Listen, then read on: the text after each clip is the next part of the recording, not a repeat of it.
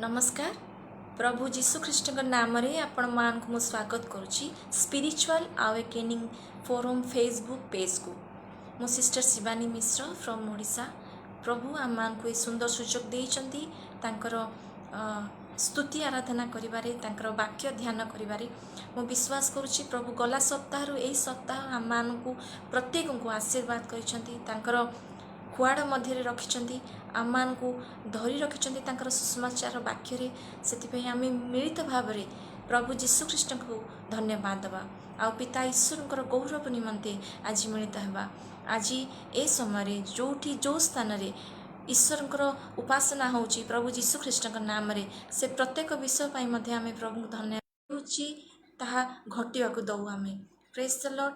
वाक्य लेखा अच्छी जे गीत 49:3 मोहर मुख ज्ञानर कथा कहब ओ मो अंतकरणर ध्यान बुद्धि विषय कहब। मो दृष्टान्तरे कर्णपात करी मो बीणा जंत्र आपणा गूढ़ विषय व्याख्या करी मो ईश्वर निकटरे आपणार प्रत्येक विषय को कहबी। मो हृदयर समस्त कथा मोर समस्त विषय मु मोर परमेश्वर निकटरे रखी। Praise the Lord. आज समय आम प्रभु को धन्यवाद दे आज प्रार्थनार उपासनार समय को प्रभु चरण तले दबा।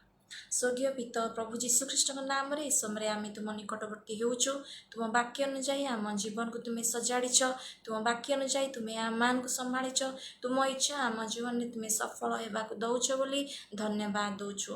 प्रभु पारिपार्श्विक परिस्थिति को आमर जीवन को आमर प्रत्येकटी इच्छा आमर प्रत्येकटी चिंताधारा समस्त विषय को तुमर हस्तरे दौच बापा। प्रभु आम प्रत्येक को आम परिवार को आशीर्वाद कर आ जो भाई भूणी माने प्रभु ए स्थान में अच्छा आगामी समय जॉइन करने को जाऊँच से प्रत्येक को तुम्हें आशीर्वाद कर। तुम इच्छा तुम संकल्प अनुजाई आमको तुम्हें चलने को दियो। धन्यवाद दूची प्रार्थना सुन लो जीशुख्रीष्ट नाम रे प्रार्थना मांगुची आमेन। Praise the lord. आम गोटे गीत गाइबा। धन्यवाद प्रशंसा तुमर वंदना स्तुति तुमर। Praise the lord. धन्यवाद प्रशंसा तुमर वंदना स्तुति तुमर। धन्यवाद प्रशंसा तुमर वंदना स्तुति तुमर। प्रीति संभ्रम पूजा नैवेद प्रीति संभ्रम पूजा नैवेद गाइबाकु योग्य तुमे केवल। धन्यवाद प्रशंसा तुमर वंदना स्तुति तुमर। धन्यवाद प्रशंसा तुमर वंदना स्तुति तुमर।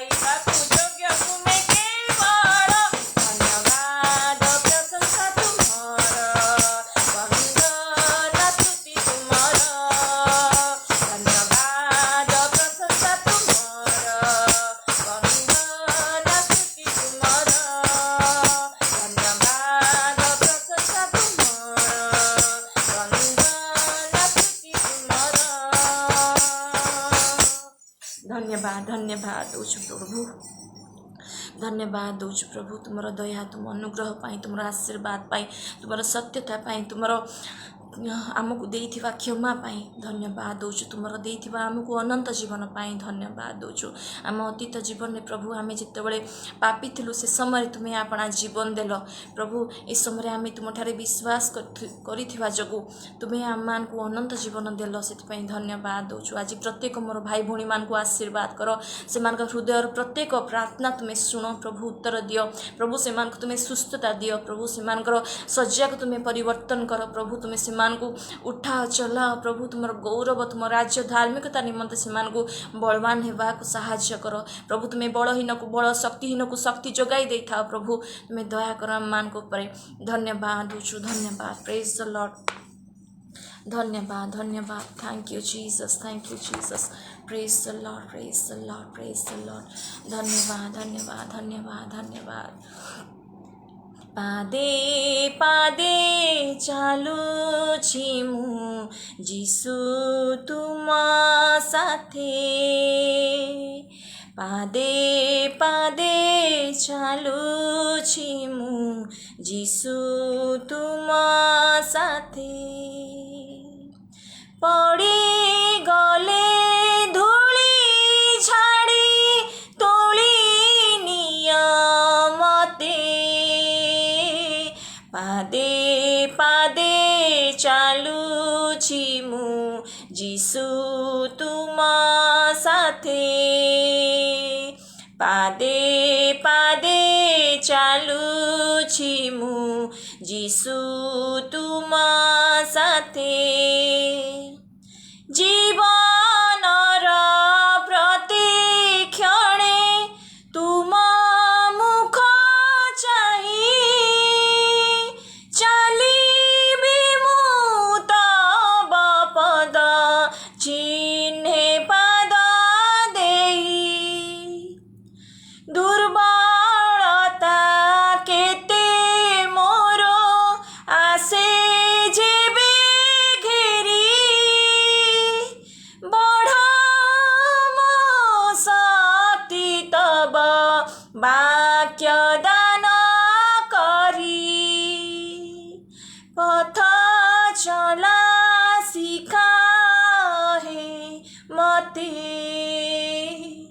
पादे पादे चालुछि मु जीसु तुम साथे, पादे पादे चालुछि मु जीसु तुम साथे, रही जाए पछे जदि पथ चलिबारे, क्लांति मोर क्षमा करी नियो गो साथी रे, यात्रा पथे बुझिबि मु आखि तब कोळे, अनंत विश्राम जहि पाइबि आत्मा रे, गाउथिबि प्रशंसा निरते, पादे पादे चालुछि मु जीसु तुम साथे, पादे पादे चालुछि मु जीसु तुम साथे, पड़ी गले धूली झाड़ी तोली निया हाथे, पादे पादे चालुछि मु जीसु तुम साथे, पादे पादे चालुछि मु जीसु तुम साथे। धन्यवाद प्रभु, धन्यवाद धन्यवाद, तुम सहित चलवाई मते आ मोर भाई भौणी मान को साहाय्य कर प्रभु, प्रत्येक परिस्थिति रे भलरे मंदरे सुखरे दुखरे समय असमय झड़ झंडा झंझारे प्रभु प्रत्येक विषय प्रभु तुमको आम लक्ष्य करूँ तुमर पछे पछे चली पारू प्रभु आमको साहाय्य कर प्रभु तुम्हें आम मान को फेराओ आज जदि मोर कौन भाई कौन भौणी तुम ठार दूर को फेरी जाइछन्ति प्रभु कौन अविश्वास रे कौन चिंतार कौन दुख रे कौन कष्ट कौन समस्या रे प्रभु तुम्हें से फेराओ बोली प्रार्थना करुछि तुम्हें से परिवार को संभाली नियो बोली प्रार्थना करुछि तुमर गौरव से स्थान रे उपस्थित हेउ तुमर सुसमाचार वाक्य रे प्रभु तुम्हें प्रत्येक को कथा कह बोली प्रार्थना करुछि प्रत्येक हृदय को प्रभु तुम आड़े फेराओ बोली प्रार्थना करुछि तुम्हें हृदय गढ़ी भी थाओ तुम्हें हृदय भांगी भी थाओ तुम्हें सरल भी कर दे थाओ तुम्हें जटिल भी कर दे थाओ प्रभु तुम्हें दया कर तुम्हें से प्रत्येक को हृदय को आज कथा कह जेपरी से प्रत्येक तुमर राज्य धार्मिकता निमंते बढ़े प्रभु जीशुठारे विश्वास रे बलवान हेबे प्रभु विश्वास कर मोर समस्त प्रार्थना शुणिल धन्यवाद दौची प्रभु आज प्रत्येकटी परिस्थिति को आ प्रभु पारिपार्श्विक परिस्थिति को आमर परिवार को आमर ऑनलाइन रे थिबा प्रत्येक भाई भौणी मान को आगामी समय आसुवा प्रत्येक भाई भौणी मान को तुम हस्त दौची आ निजक निजर प्रत्येकटी विषय को तुम हस्तर दे समय को तुम हस्तर दे पिता निकट में प्रभु जीशु ख्रीष्ट नाम रे प्रार्थना मागुची आमीन। प्रेज द लॉर्ड जमती लिखा अछि प्रभु आम मान को दया करंतु गीत तार 39:1-10 मध्य आम पढ़ा एटी एपरी लिखा अछि प्रधान वाद्यकर निमंते कोरोह संतान गणर गीत हे गोष्ठी सकल यह शुण हे जगन निवासी गण नीच और उच्च धनी और दरिद्र समस्ते एकत्र कर्णपात कर मोहर मुख ज्ञानर कथा कहब और मो अंतकरणर ध्यान बुद्धि विषयक हेब मु दृष्टांतरे कर्णपात करी मु बीणा जंत्र आपणा गूढ़ विषय व्याख्या करी जेतेबळे अधर्म मो गोईटी पाखरे मते घेरे एपरी विपद दिन में कहीं भय करी जो माने आपणा मानक संपत्ति रे निर्भर रखती और आपणा मानकर धनर बाहुल्य रे दर्प करती से मध्यरु केही आपणा भाई नित्यजीवी हेबापाई और क्षय न देखिबापाई कौनसी मते ताहाकू मुक्त करी न पारे केबा ताहा पाई परमेश्वर को कौनसी प्रायश्चित देई न पारे न कारण सेमानकर प्राणर मुक्ति दुर्मूल्य और अनंत काल असाध्य जेणु से देखे जे ज्ञानी लोक माने मरती मूर्ख पशुपत लोके एकत्र विनष्ट हुंती पुणी आपण मानक संपत्ति अन्य मानक निमंते छाड़ी जाती सेमानक गृह जे चिरकाल और सेमानक वासस्थान जे पुरुषानुक्रम रे रहिबो एहा सेमानकर आंतरिक विचार सेमाने आपणा आपणा नामानुसारे आपणा आपणा भूमि नाम रखती मात्र मनुष्य ऐश्वर्य स्थिर रहे नहीं से विनाश्य पशुतुल्य। प्रेज द लॉर्ड प्रभु तांकर वाक्य अनुसार आम मान को बुझाई दियंतु जे प्रभु आम मान को आज कथा किपरि कहउचंती आमे आज हृदय जानू जड़े बुद्धिमान लोक आउ जड़े मूर्ख लोकर परिस्थिति कौन हेबो जड़े बुद्धिमान आउ जड़े मूर्ख लोक जगत रे किपरि चलिबे। प्रेज द लॉर्ड एठी वाक्य रे लेखा अछि गीत 39:3 रे मोहर मुख ज्ञानर कथा कहब और मो अंतकरण ध्यान बुद्धि विषयक हेब ताले मोहर एठी किए जड़े धार्मिक ही मुखरे ज्ञानर कथा कहब आउ से बुद्धि रे भी चलिबो तार जीवा सब बेले न्याय विचार करिवो काहेकि ना तार हृदय रे सब बेले परमेश्वर व्यवस्था थिबो सेथिपई से न्याय रे विचार करिवो से न्याय रे कथा कहब। प्रेज द लॉर्ड मोर अंतकरणर ध्यान बुद्धि विषयक हेब जेतेबळे आमे ज्ञानर सहित बुद्धिर सहित कौन से कार्य करि थाउ ताले आगामी विपद को आमे जानी थाउ आउ जदि बा जानी न थाउ ताले बंची भी जाई थाउ किंतु एटी वाक्य कहउचंती धार्मिक ता मुखरे ज्ञानर कथा कहब ताले जाई से बुद्धिया देखा जीवो मात्र अज्ञान सबुबळे तार कुक्रिया अनुजाई काम करिवे जा द्वारा कि सेमानकर शेष फल विनाशजनक हेबो। एटी जेतेबळे आमे सदाप्रभु को भय करछु तांकर व्यवस्था को आम हृदय रे रखुछु तांकर वाक्य को आम हृदय रे रखुछु सेतेबळे आमे बहुत सतर्क हेउछु सेतेबळे आमे ସୂଚଉଛୁ ଯେ ଆମେ ପରମେଶ୍ୱରଙ୍କୁ ଭୟ କରିକି ଜଗତରେ ଚାଲୁଛୁ, କାରଣ ପରମେଶ୍ୱରଙ୍କର ବ୍ୟବସ୍ଥା ପରମେଶ୍ୱରଙ୍କର ଭୟକୁ ଉତ୍ପନ୍ନ କରିବ। ପ୍ରେଜ୍ ଦ ଲର୍ଡ। ଏଠି ଲେଖା ଅଛି 5ରେ, ଯେତେବେଳେ ଅଧର୍ମ ମୋ ଗୋଇଠି ପାଖରେ ମୋତେ ଘେରେ, ଏପରି ବିପଦ ସମୟରେ କାହିଁକି ମୁଁ ଭୟ କରିବି? କାରଣ ମୁଁ ମୋର ପରମେଶ୍ୱରଙ୍କ ଉପରେ ଭରସା ରଖିଛି, ନିର୍ଭର ରଖିଛି। ମୁଁ ତାଙ୍କର ପରମେଶ୍ୱରଙ୍କର ବ୍ୟବସ୍ଥାକୁ ମୋ ହୃଦୟରେ ରଖିଛି। ଏଥିପାଇଁ ମୁଁ ଅନ୍ୟ କୌଣସି ବିଷୟକୁ ଭୟ କରିବି ନାହିଁ। ଯେଉଁମାନେ ଆପଣମାନଙ୍କର ସମ୍ପତ୍ତିରେ ନିର୍ଭର ରଖନ୍ତି ଓ ଆପଣମାନଙ୍କର ଧନର ବାହୁଲ୍ୟରେ ଦର୍ପ କରନ୍ତି, ସେମାନଙ୍କ ମଧ୍ୟରୁ କେହି ଆପଣା ଭାଇ ନିତ୍ୟଜୀବୀ ହେବା ପାଇଁ କ୍ଷୟ ନ ଦେଖିବା ପାଇଁ କୌଣସି ମତେ ତାହାକୁ ମୁକ୍ତ କରି ନପାରେ।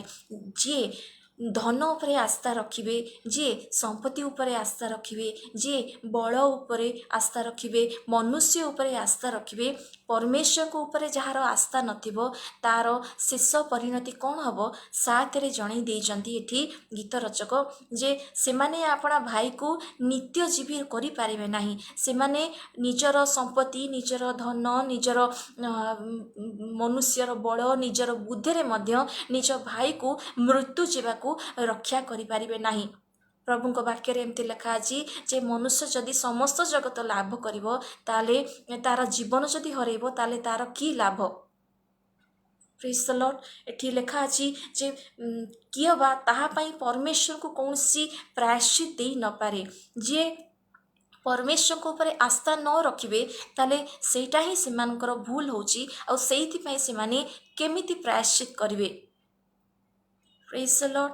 ସେଇମାନଙ୍କର ଅବସ୍ଥା ଏପରି ଲେଖା ଅଛି 9ରେ, ସେମାନଙ୍କର ପ୍ରାଣର ମୁକ୍ତି ଦୁର୍ମୂଲ୍ୟ ଓ ଅନନ୍ତ କାଳ ଅସାଧ୍ୟ। କେହି କେବେ ହେଲେ ନିଜର ବଳରେ, ନିଜର ବୁଦ୍ଧିରେ, ନିଜର ଜ୍ଞାନରେ, ନିଜର ସାମର୍ଥ୍ୟରେ, ନିଜର ଧନରେ ନିଜ ପ୍ରିୟମାନଙ୍କୁ ରକ୍ଷା କରିପାରିବେ ନାହିଁ। କେବଳ ସେମାନେ ପରମେଶ୍ୱରଙ୍କଠାରେ ଆସ୍ଥା ରଖିଲେ ରକ୍ଷା କରିପାରିବେ। ପ୍ରେଜ୍ ଦ ଲର୍ଡ, ପ୍ରେଜ୍ ଦ ଲର୍ଡ। ଏପରି ବାକ୍ୟରେ ଲେଖା ଅଛି ଯେ ଯେଉଁମାନେ ଧୂଳିରେ ଲୀନ ହୁଅନ୍ତି, ଗୋଟେ ସମୟ ଆସିବ ସେମାନେ ପରମେଶ୍ୱରଙ୍କ ଛାମୁରେ ନତ ହେଇଯିବେ। ଗୋଟେ ସମୟ ଆସିବ, ଯେମିତି ଗୀତ 22ରେ ଲେଖା ଅଛି, ଗୋଟେ ସମୟ ଆସିବ ସଦାପ୍ରଭୁ ରାଜ୍ୟ କରିବେ, ସଦାପ୍ରଭୁଙ୍କର ଶାସନ ହିଁ ହେବ। ଯେଉଁମାନେ ଧୂଳିରେ ଲୀନ ହେବାକୁ ଉଦ୍ୟତ ସମସ୍ତେ, ଅର୍ଥାତ୍ ଆପଣା ପ୍ରାଣ ବଞ୍ଚାଇବାକୁ ଅସମର୍ଥ ଲୋକ, ତାହାଙ୍କ ଛାମୁରେ ମୁହଁ ମାଡ଼ି ପଡ଼ିବେ। ଗୋଟେ ସମୟ ଆସିବ ସକଳ ଗୋଷ୍ଠୀ ପରମେଶ୍ୱରଙ୍କୁ ପ୍ରଣାମ କରିବେ। ପ୍ରତ୍ୟେକ ଲୋକ ପରମେଶ୍ୱରଙ୍କଠାରେ ମୁଣ୍ଡ ନୁଆଇବେ। ପ୍ରତ୍ୟେକ ପରମେଶ୍ୱରଙ୍କ ପ୍ରତି ମନ ଦେଇକି ଫେରିବେ। ପ୍ରେଜ୍ ଦ ଲର୍ଡ। ଏପରି ଗୋଟେ ସମୟ ଆସିବ 30ରେ ଲେଖା ଅଛି ଯେ ଏକ ବଂଶ ତାହାଙ୍କର ସେବା କରିବେ, ଭବିଷ୍ୟତ ବଂଶକୁ ପ୍ରଭୁଙ୍କ ବିଷୟ କୁହାଯିବ। ଏଠି କେଉଁ ବଂଶ ବିଷୟରେ କୁହାଯାଇଛି? ଏ ବଂଶ ହେଉଛି ଆମେମାନେ। ଯେତେବେଳେ ପ୍ରଭୁ ଯୀଶୁଖ୍ରୀଷ୍ଟ ଈଶ୍ୱରଙ୍କ ତରଫରୁ ଜଗତକୁ ଆସିଲେ, ଆମମାନଙ୍କ ପାଇଁକା ପ୍ରାୟଶ୍ଚିତ କଲେ ପାପର, ସାରା ଜଗତର ଲୋକମାନଙ୍କର ପାପର ପ୍ରାୟଶ୍ଚିତ କଲେ। ଆଉ ବାକ୍ୟରେ ଲେଖା ଅଛି ଯିଶାୟ 53:10ରେ, ତାହାଙ୍କୁ ଚୂର୍ଣ୍ଣ କରିବାକୁ ସଦାପ୍ରଭୁଙ୍କର ଅଭିମତ ହେଲା। ସେ ତାହାଙ୍କୁ ଦୁଃଖଗ୍ରସ୍ତ କରିଛନ୍ତି। ତୁମେ ତାହାଙ୍କ ପ୍ରାଣକୁ ପାପାର୍ଥକ ବଳି କଲେ ସେ ଆପଣା ବଂଶ ଦେଖିବେ। ସେ ଦୀର୍ଘାୟୁ ହେବେ ଓ ତାହାଙ୍କ ହସ୍ତରେ ସଦାପ୍ରଭୁଙ୍କର ଇଷ୍ଟ ସିଦ୍ଧ ହେବ। এই ବଂଶ ବିଷୟରେ ଯଦି ଆମେ ବୁଝୁ, ତାହେଲେ ଈଶ୍ୱର ପ୍ରଭୁ ଯୀଶୁଙ୍କୁ ଚୂର୍ଣ୍ଣ କରିବା ପାଇଁ ଜଗତକୁ ପଠେଇଲେ। ଈଶ୍ୱର ଯୀଶୁଙ୍କୁ ଚୂର୍ଣ୍ଣ ଏଥିପାଇଁ କଲେ, ତାଙ୍କର ପ୍ରାଣକୁ ପାପାର୍ଥକ ବଳି ଏଥିପାଇଁ କଲେ, ଯେପରି ସେ ଆଗାମୀ ସମୟରେ ତାଙ୍କର ବଂଶ ଦେଖିବେ ଆଉ ସେ ଦୀର୍ଘାୟୁ ହେବେ ଆଉ ଯୀଶୁଙ୍କ ହସ୍ତରେ ସଦାପ୍ରଭୁଙ୍କର ଇଚ୍ଛା ସଫଳ ହେବ। ସଦାପ୍ରଭୁଙ୍କ ଇଚ୍ଛା କ'ଣ? ଯେ ଆମମାନେ ଯେତେବେଳେ ଯୀଶୁଙ୍କୁ ବିଶ୍ୱାସ କରୁ, ବିଶ୍ୱାସ ଅନୁଯାୟୀ ଯୀଶୁ ଯେହେତୁ ପାପର ପ୍ରାୟଶ୍ଚିତ କରିଛନ୍ତି, ସାରା ଜଗତର ଲୋକମାନଙ୍କର ପାପର ପ୍ରାୟଶ୍ଚିତ କରିଛନ୍ତି, ତ ଯୀଶୁଙ୍କଠାରେ ଆମେ ଯେତେବେଳେ ବିଶ୍ୱାସ କରୁଛୁ, ବିଶ୍ୱାସ ଅନୁଯାୟୀ ଆମର ପାପ କ୍ଷମା ହେଉଛି, ଆମେ ଯୀଶୁଙ୍କର ବଂଶ ହେଇଯାଉଛୁ। ତାହେଲେ ଏଇଠି ଯେଉଁ ବଂଶ ବିଷୟରେ ଲେଖା ଅଛି, ଏକ ବଂଶ ତାହାଙ୍କର ସେବା କରିବେ, ଆମେମାନେ ଯୀଶୁଙ୍କର ବଂଶ ଯେ ଆମେମାନେ ସଦାପ୍ରଭୁଙ୍କର ସେବା କରିବା ବୋଲି ଏଇଟା ପୂର୍ବରୁ ନିର୍ଦ୍ଧାରିତ ହେଇଥିଲା।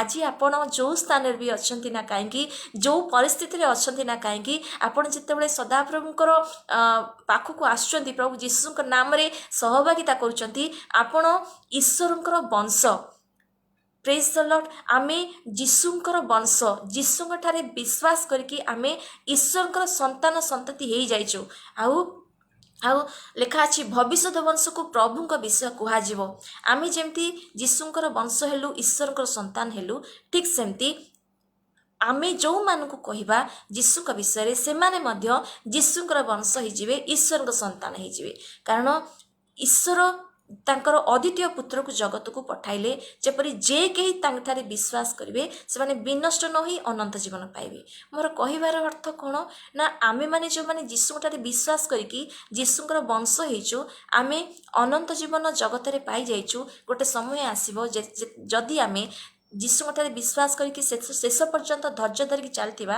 आमे अनंत जीवन पाई जिबा प्रेज द लॉर्ड ताले आमे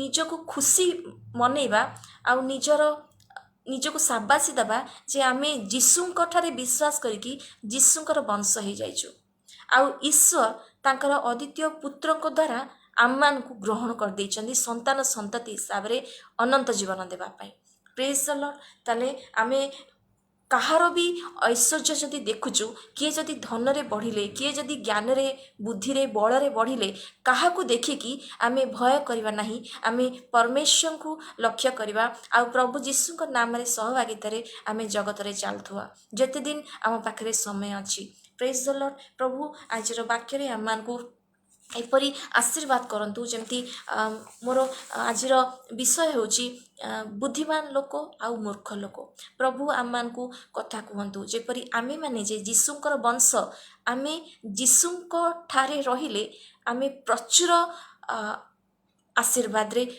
आमे भरी जिबा प्रभुଙ୍କର वाक्य आज एमती प्रभु कहंती जे माथ्यू 7 तार 24 25 26 27 रे एटी प्रभु जीशु दुई गृह निर्माणकारी दृष्टांत देइचंती एटी लेखा अछि एणु जे केही मोहर एही समस्त कथा शुणे और पालन करे से पाषाण उपरे गृह निर्माणकारी जणे बुद्धिमान लोक सदृश हेबो वृष्टि हेला बढ़ी आसिला पुणी बतास बहिला और सेही घर को धक्का मारिला आउ ताहा पड़िला नाही कारण पत्थर उपरे ताहार मूलदुआ थिला आउ जे केही मोहर एही समस्त कथा शुणी पालन करे नाही से बालुका उपरे गृह निर्माणकारी जणे मूर्ख लोक सदृश हेबो वृष्टि हेला बढ़ी आसिला पुणी बतास बहिला और सेही घर को धक्का मारिला आउ ताहा पड़ीगला पुणी ताहार पतन भयंकर हेला स्थान रे प्रभु जीशु बुद्धिमान लोक आउ मूर्ख लोकर उदाहरण देइचंती अर्थात जणे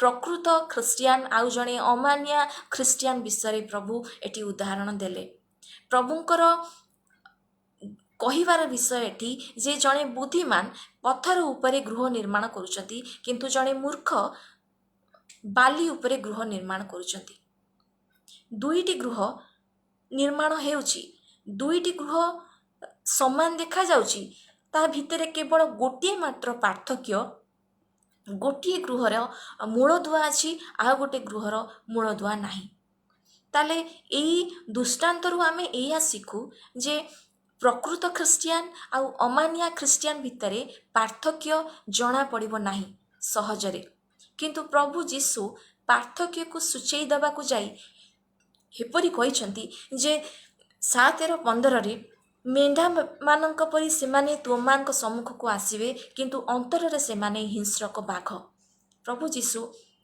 भंड भाववाती मानक विषय सूचैले सेतेबेले से कहिले से माने मेंढा बेसरे आसीबे मात्र अंतर रे हिंस्रक बाघ तुमे सेमानकर फल द्वारा तुमे सेमान को चिन्हिबो प्रभु काई कहले जे फल द्वारा तुमे लोक मान को चिन्हिबो काई कि ना फल मूलदुआ को व्यक्त करिवो praise the lord praise the lord एही दुईटी गृह निर्माण रो गुरुत्वपूर्ण विषय हेउची जे भित्तिमूल जदि गृह अति चमत्कार भाव में बनीची अति सुंदर देखा जाउची किंतु जदि तार मूलदुआ ही नाही तार भित्तिमूल ही नाही ताले घर निर्माण वृथा सेमती मनुष्य मान पक्षरे मध्य मूलदुआ आवश्यक अछि आ मूलदुआ अछि भी ପ୍ରଥମ କରନ୍ଥୀ 3:11 ଲେଖା ଅଛି, ସେଇ ମୂଳଦୁଆ ହେଉଛନ୍ତି ପ୍ରଭୁ ଯୀଶୁ ଖ୍ରୀଷ୍ଟ।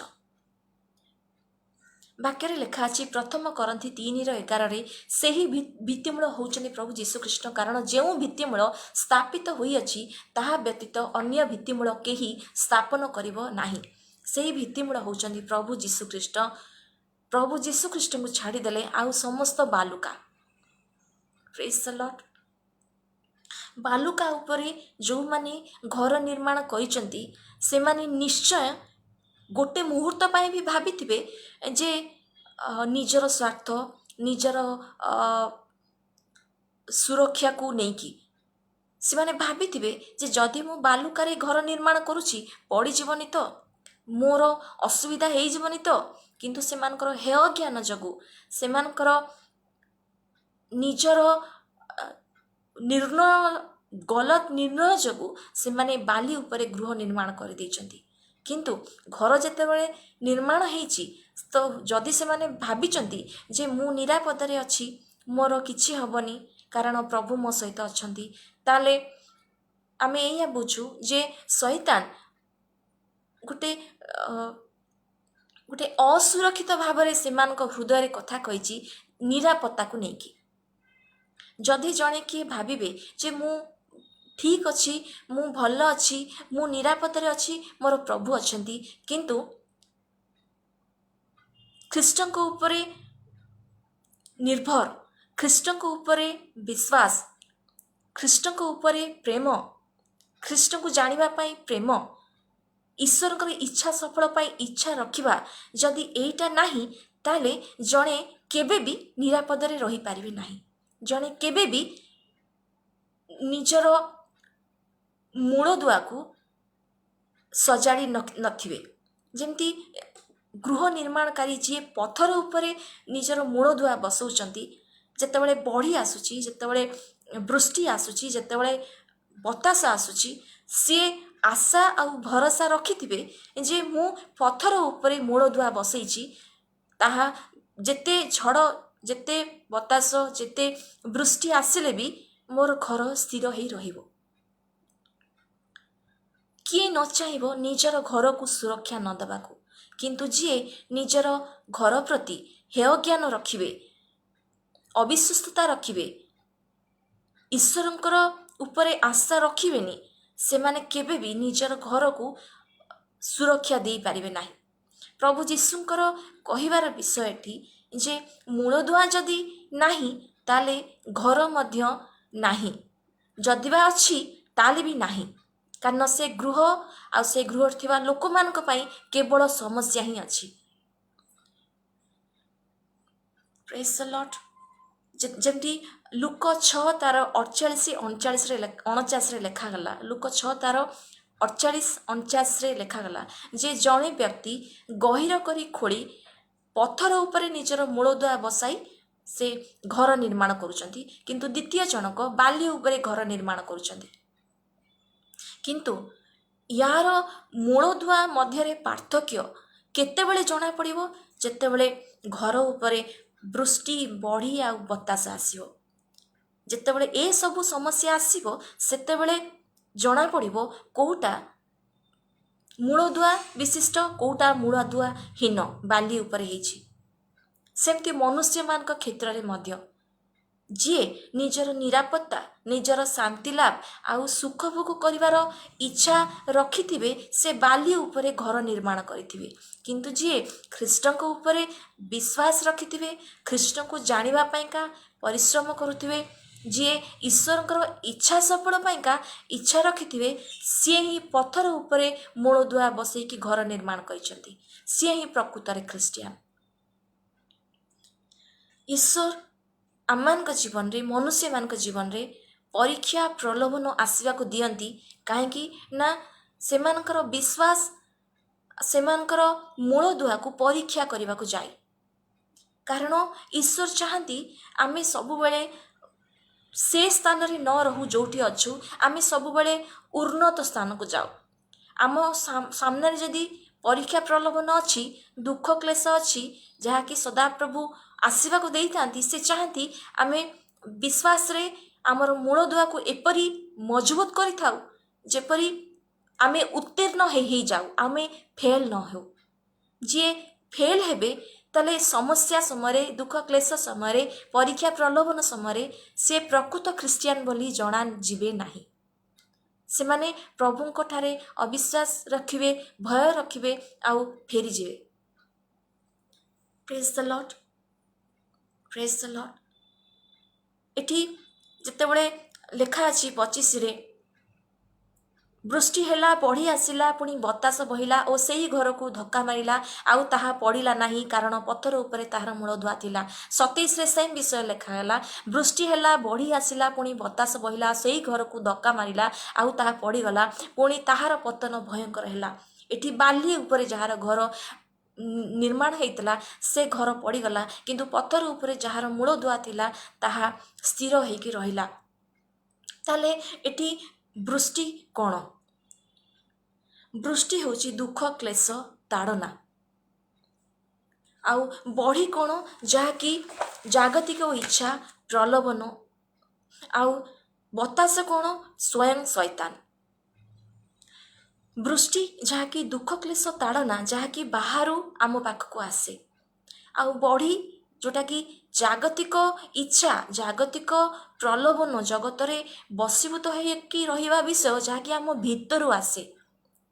जेतेबेले आमे बाहरर ताड़ना को ओवरकम करिथाउ, सही जाइथाउ, जेतेबेले आमे भीतर जागतिक प्रलोभन को आउ जगतर धनलोभ बा धनलोभरे आस्था बा कौनसी जगतर बसवर्ती होवा विषय को आमे ओवरकम करथाउ, ताकू ना कहिकी प्रभु जीशुଙ୍କ पछरे चली थाउ, शैतान स्वयं एई दुईटु विषयरू जेतेबेले से आम को देखे आमे ए सबु विषय को क्रॉस करिकी जीशुଙ୍କ ठारे विश्वास करिकी आगो को बढ़ीचु, से निजे बतास परिका आम जीवन रे आसे। से बतास कौन? अविश्वास, भय आ संदेह। आमको जानिबा को पड़िबो शैतान होची गोटे मंद बतास परिका।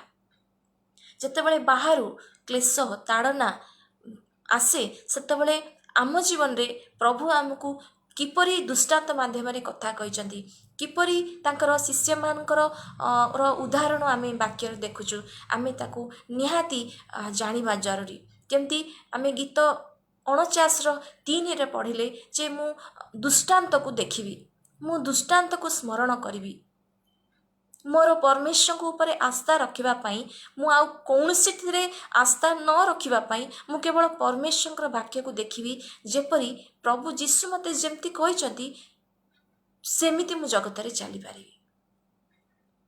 Praise the Lord. आज हम माने प्रभु जीशु को विश्वास करके ईश्वर को संतान हेइछु ना, ताले प्रभु जीशु आमर मूलधुआ को मजबूत करने को चाहती। से जदि बाहर ताड़ना दुख क्लेश आसूची ताले आमको वाक्य मन पकेबा को पड़िबो। जमती प्रेरित 5 रे जेतेबेले प्रेरित मान को ऊपर ताड़ना हैला, आउ फारूसी माने साधुकी माने शिष्य मान को नेकी साधारण कारागार रे रखिले, आउ सेठी रात्रि रे जणे प्रभुंकर दूत आसिकी सेमान को कारागार रु बाहर कले, आउ तांको कहिले जे जाओ एई जीवन संबंधी साक्ष्य मंदिर रे जाइकी दियो। सेठु शिष्य माने प्रेरित माने आउ पितर जेतेबेले प्रभात समय मंदिर रे जाइकी प्रचार करूचंती, आउ एपटे कारागार रे से माने नाहांती। जेतेबेले साधुकी माने फारूसी माने देखुचंती तो से माने लोक मान को पठेई से मान को आणुचंती। सेठी प्रभु जीशुंकर शिक्षा, प्रभु जीशुंकर नामर शिक्षा न देबा पाइका से माने तागिद करिथिले। एठी लेखा अछि 28 रे, आमाने तुमान को एही नाम रे शिक्षा देबा को अति दृढ़ रूपे निषेध करिथिलु, तथापि देख तुए माने तुमान को शिक्षा रे जेरूशलेम पूर्ण करी सेही लोकर रक्तपातर दोष आमान को ऊपरे बर्ताई अछ। जेतेबेले शिष्य माने ताड़ना पाइले, जेल रे रहिले, सेतेबेले से माने साहाଯ୍ୟ पाइका निहाती गुहार लगेइथिबे। से माने विश्वास करथिले प्रभु जीशु को, कारण जीशुंकर सुसमाचार को से माने प्रचार करथिले। से माने निजर ताड़ना पाइका कांदी नथिबे, से माने हाय हाय कहि नथिबे, कारण प्रभु जीशु आगुआ कहिथिले दुख क्लेश तुमान का निमंते अछि, किंतु साहस धर, प्रभु जीशुଙ୍କଠାରେ ସେମାନେ ପ୍ରାର୍ଥନା କରିଥିବେ ତାଡ଼ନା ପାଇଁକା ଏଇ କାରାଗାରରୁ ଯେପରି ସେମାନେ ମୁକ୍ତ ହୋଇ ଈଶ୍ୱରଙ୍କର ରାଜ୍ୟ ଧାର୍ମିକତା ପାଇଁ ବଢ଼ିବେ, ଯୀଶୁଙ୍କର ସୁସମାଚାର ପ୍ରଚାର କରିବେ, ଲୋକମାନଙ୍କ ନିକଟରେ ଯେପରି ପ୍ରଚାର ହେବା ଦ୍ୱାରା ସେମାନେ ଦୁଷ୍ଟତାରୁ ଫେରି ଆଶୀର୍ବାଦ ଆଡ଼ିକି ଆସିବେ, ଏ ଭାବନା ସେମାନଙ୍କର ଥିବ। ସେମାନେ କେବେ ବି ନିଜ ତାଡ଼ନା ପାଇଁକା କାନ୍ଦି ନଥିବେ। ସେଥିପାଇଁକା ଜଣେ ପ୍ରଭୁଙ୍କ ଦୂତ ଆସିଲେ, ଏଠି ପ୍ରେରିତ 5:19 ଲେଖା ଅଛି, ଜଣେ ପ୍ରଭୁଙ୍କ ଦୂତ ଆସିଲେ ସେମାନଙ୍କୁ ରାତିରେ କାରାଗାରରୁ ବାହାର କରିକି ଆଣିଲେ ଆଉ କହିଲେ, ଯାଅ ଏଇ ଜୀବନ ସମ୍ବନ୍ଧୀୟ ସାକ୍ଷ୍ୟ ଦିଅ। ଏଇ ଜୀବନ ସମ୍ବନ୍ଧୀୟ ସାକ୍ଷ୍ୟ କ'ଣ? ପ୍ରଭୁ ଯୀଶୁ ଆମ ପାଇଁକା କ'ଣ କରିଛନ୍ତି? ପ୍ରଭୁ ଯୀଶୁ ସାରା ଜଗତର ଲୋକମାନଙ୍କର ପାପର ପ୍ରାୟଶ୍ଚିତ କରିଛନ୍ତି। ଯେଉଁମାନେ ଯୀଶୁଙ୍କୁ ବିଶ୍ୱାସ କରିବେ ସେମାନେ ନିଜର ପାପ ଅପରାଧରୁ କ୍ଷମା ପାଇ ଈଶ୍ୱରଙ୍କର ସନ୍ତାନ ହେବେ, ଈଶ୍ୱରଙ୍କର ରାଜ୍ୟର ଅଧିକାରୀ ହେବେ। ଏ ସୁସମାଚାର ସେମାନେ ପ୍ରଚାର କରୁଥିଲେ। ଆଉ ଗୋଟେ ସମୟ ଆସୁଛି ଯେ ଯୀଶୁ ପୁଣି ଜଗତକୁ ଆସୁଛନ୍ତି। ତୁମେମାନେ ସେଇ ଯୀଶୁଙ୍କୁ ଚିହ୍ନି ନ ପାରିକି ମାରିଦେଲ, କିନ୍ତୁ ଈଶ୍ୱର ତାଙ୍କୁ ମୃତମାନଙ୍କ ମଧ୍ୟରେ ଉଠେଇ, ଲେଖା ଅଛି 30ରେ, ଯେଉଁ ଯୀଶୁଙ୍କୁ ଆପଣମାନେ କ୍ରୁଶରେ ଟଙ୍ଗାଇ ବଧ କରିଥିଲେ, ଆମମାନଙ୍କର ପିତୃପୁରୁଷଙ୍କର ଈଶ୍ୱର ତାହାଙ୍କୁ ଉଠାଇ ଅଛନ୍ତି। ପୁଣି ସେ ଯେପରି ଇସ୍ରାଏଲକୁ ମନ ପରିବର୍ତ୍ତନ ଓ ପାପ କ୍ଷମା ଦାନ କରନ୍ତି, ଏଥିପାଇଁ ଈଶ୍ୱର ଆପଣା ଦକ୍ଷିଣ ହସ୍ତ ଦ୍ୱାରା ତାହାଙ୍କୁ ଅଧିପତି ଓ ତ୍ରାଣକର୍ତ୍ତା ସ୍ୱରୂପେ ଉନ୍ନତ କରିଛନ୍ତି। ଈଶ୍ୱର ପ୍ରଭୁ ଯୀଶୁଙ୍କୁ ମୃତମାନଙ୍କ ମଧ୍ୟରୁ ଉଠାଇ ତାଙ୍କୁ ଅଧିପତି କଲେ ଆଉ ତ୍ରାଣକର୍ତ୍ତା କଲେ। ପ୍ରେଜ୍ ଦ ଲର୍ଡ। ତ ସେମାନେ ମନ୍ଦିରରେ ଯାଇ କହିଲେନି କାହା ବିରୁଦ୍ଧରେ ଯେ ଆମେ ଯୀଶୁଙ୍କ ନାଁର ପ୍ରଚାର କରୁଥିଲୁ, ଆମକୁ ତାଡ଼ନା କରାଗଲା, ଆମେ ଯୀଶୁ ନାମର ପ୍ରଚାର କରିକି ଆମେ ଦୁଃଖ ପାଇଲୁ। ନିଜର ଦୁଃଖକୁ ସେମାନେ ବାହୁନି ହେଲେନି, ନାହିଁ ସେମାନେ ତାଡ଼ନାକୁ ବାହୁନି ହେଲେ। ସେମାନେ ସୁସମାଚାର ପ୍ରଚାର କଲେ ଯେତେବେଳେ ସେମାନେ କାରାଗାରରୁ ବାହାରିଲେ। ତ ଏଇଟା ହିଁ ଉତ୍ତୀର୍ଣ୍ଣ ହେବା, ଦୁଃଖ କ୍ଲେଶରୁ ତାଡ଼ନାରୁ ଉତ୍ତୀର୍ଣ୍ଣ ହେବା କହନ୍ତି। କାରଣ ଏଠି ଆମେ ଦେଖୁଛୁ 28ରେ ଯେ ଯୀଶୁ ନାମ ନେଇ ଶିକ୍ଷା ଦେବାକୁ ସେମାନେ ମନା କରୁଛନ୍ତି।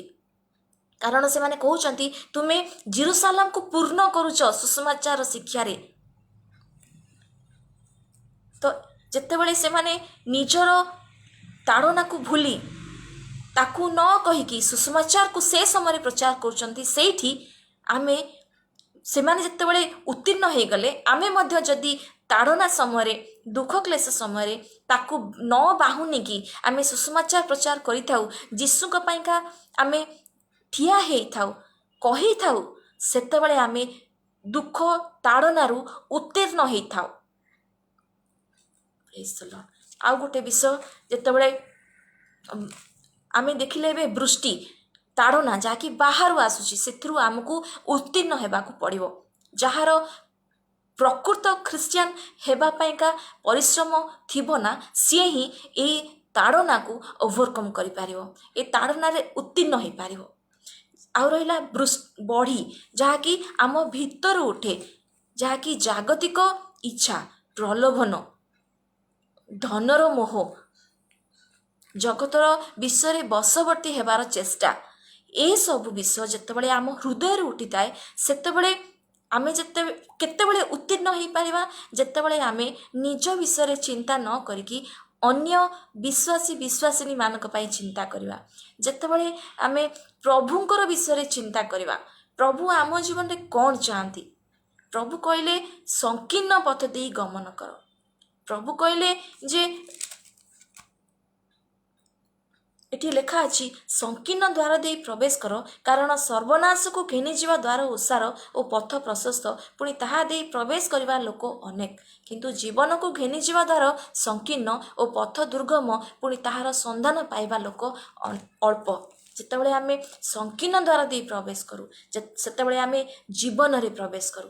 ଆଉ ଯେଉଁମାନେ ଆମର ଆଖପାଖରେ ଅଛନ୍ତି, ଯେଉଁ ବିଶ୍ୱାସିନୀମାନେ, ଯେଉଁ ଦୁଃଖୀ, ଯେଉଁ ଦରିଦ୍ରମାନେ, ସେମାନଙ୍କୁ ଆମେ ପ୍ରଭୁଙ୍କ ବିଷୟରେ କହିଥାଉ, ସେମାନଙ୍କୁ ସାହାଯ୍ୟ କରିଥାଉ, ଅସୁସ୍ଥମାନଙ୍କ ପ୍ରତି ଦୟା କରିଥାଉ, ପ୍ରତିବାସୀକି ସାହାଯ୍ୟ କରିଥାଉ, ବୃଦ୍ଧମାନଙ୍କୁ ପ୍ରଭୁଙ୍କର ପାଇଁକା ସୁରକ୍ଷା ଦେଇଥାଉ।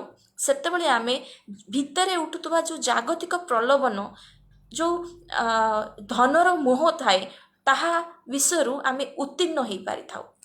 ଯେମିତି ବିଶ୍ୱାସୀ ମାନେ କଲେ। ପ୍ରଥମ ସଦୀର ବିଶ୍ୱାସୀ ମାନେ ଲେଖା ଅଛି ପ୍ରେରିତ 4:32ରେ। ବିଶ୍ୱାସୀ ମାନେ ଲୋକ ସମୂହ ବିଶ୍ୱାସକାରୀ ଲୋକ ସମୂହ ଏକଚିତ ଓ ଏକ ପ୍ରାଣ ଥିଲେ। ସେମାନଙ୍କ ମଧ୍ୟରୁ କେହି ହେଲେ ଆପଣା ସମ୍ପତ୍ତି ମଧ୍ୟରୁ କିଛି ନିଜର ବୋଲି କହୁନଥିଲେ, କିନ୍ତୁ ସେମାନଙ୍କର ସମସ୍ତ ବିଷୟ ସାଧାରଣ ଥିଲା। ପ୍ରେଜ୍ ଦ ଲର୍ଡ। ନିଜର ସମ୍ପତ୍ତିକୁ ନିଜର ନ ଭାବିକି, ନିଜର ଧନକୁ ନିଜର ନ ଭାବିକି ସେମାନେ ଅନ୍ୟମାନଙ୍କର ପାଇଁକା ତାକୁ ଉତ୍ସର୍ଗ କଲେ। ନିଜର ବିଷୟକୁ ସର୍ବସାଧାରଣ କଲେ। ସେମାନେ ନିଜ ପାଇଁକା ଚିନ୍ତା ନ କରିକି, ନିଜର ପରିବାର ପାଇଁକା ଚିନ୍ତା ନ କରିକି ଭାଇ ଭଉଣୀମାନଙ୍କ ପାଇଁ ଚିନ୍ତା କଲେ। ଲେଖା ଅଛି ପ୍ରେରିତମାନେ ମହାଶକ୍ତି ସହିତ ପ୍ରଭୁ ଯୀଶୁଙ୍କ ପୁନରୁତ୍ଥାନର ବିଷୟରେ ସାକ୍ଷ୍ୟ ଦେବାକୁ ଲାଗିଲେ। ପୁଣି ସମସ୍ତଙ୍କ ଉପରେ ମହା ଅନୁଗ୍ରହ ଥିଲା। ପ୍ରଭୁ ଯୀଶୁଙ୍କର ପୁନରୁତ୍ଥାନ ଯେ ହେଇଯାଇଛି, ପ୍ରଭୁ ଯୀଶୁ କାଲବରୀ କ୍ରୁଶରେ ସାରା ଜଗତର ଲୋକମାନଙ୍କର ପାପର ପ୍ରାୟଶ୍ଚିତ କଲେ ଶିଷ୍ୟମାନେ ଦେଖି ଦେଇଛନ୍ତି। ଯୀଶୁଙ୍କଠାରେ ବିଶ୍ୱାସ କରିବା ଦ୍ୱାରା ପାପ ଅଧର୍ମ କ୍ଷମା ହେଇଯାଇଛି। ଶିଷ୍ୟମାନେ ପାଇଯାଇଛନ୍ତି। ଏହି ସୁସମାଚାର ସେମାନେ ପ୍ରଚାର କରୁଛନ୍ତି ଯେ ସୁସମାଚାର ଯେତେବେଳେ ଆମେ ପ୍ରଚାର କରୁଛୁ, ଜଣେ ଦୁଷ୍ଟତାରୁ ଫେରି ଆଶୀର୍ବାଦ ଆଡ଼ିକି ଆସିପାରିବ, ଜଣଙ୍କ ଜୀବନରେ ପାପ ମୋଚନ ହେଇପାରିବ। ପ୍ରଭୁ ଯୀଶୁଙ୍କର ପୁନରୁତ୍ଥାନ, ପ୍ରଭୁ ଯୀଶୁ ମୃତ୍ୟୁ ପାତାଳର କଞ୍ଚି ମଧ୍ୟ ସେ ସମୟରେ ନେଇ ଆସିଛନ୍ତି। ପ୍ରଭୁ ଯୀଶୁ ସ୍ୱର୍ଗକୁ ଯେତେବେଳେ ଗୃହୀତ ହେଲେ ସେ କହିଦେଇଥିଲେ ଯେ ସୁସମାଚାର ପ୍ରଚାର କର, ଯୋଉ ଆଜ୍ଞା ମୁଁ ତୁମକୁ ଦେଇଛି ତା ଶିକ୍ଷା ଦେଇ ଶିଷ୍ୟ କର। ମୁଁ ଯୁଗାନ୍ତ ପର୍ଯ୍ୟନ୍ତ ତୁମ ସହିତ ଅଛି। ଯେତେବେଳେ ଶିଷ୍ୟମାନଙ୍କ ଆଗରେ ଯୀଶୁ ଗୃହୀତ ହେଲେ ସ୍ୱର୍ଗକୁ, ପିତାଙ୍କ ଦକ୍ଷିଣ ପାଖରେ ବସିଲେ, ଶିଷ୍ୟମାନେ ଯୋଉ ଭୟାଳୁ ହେଇକି ଥିଲେ, ପ୍ରଭୁ ଯୀଶୁଙ୍କର ବାକ୍ୟ ସେମାନେ ମନେ ପକେଇଲେ ଯେ ପ୍ରଭୁ ଯୀଶୁ କହିଲେ ଯେ ମୁଁ ଗଲେ ତୁମମାନଙ୍କ ପାଇଁକା ସାହାଯ୍ୟକାରୀକି ପଠେଇବି, ସେ ତୁମମାନଙ୍କୁ ମୋ ବିଷୟରେ ଶିକ୍ଷା ଦେବେ, ଆଗାମୀ ବିଷୟ ସବୁ ତୁମକୁ ଜଣେଇବେ।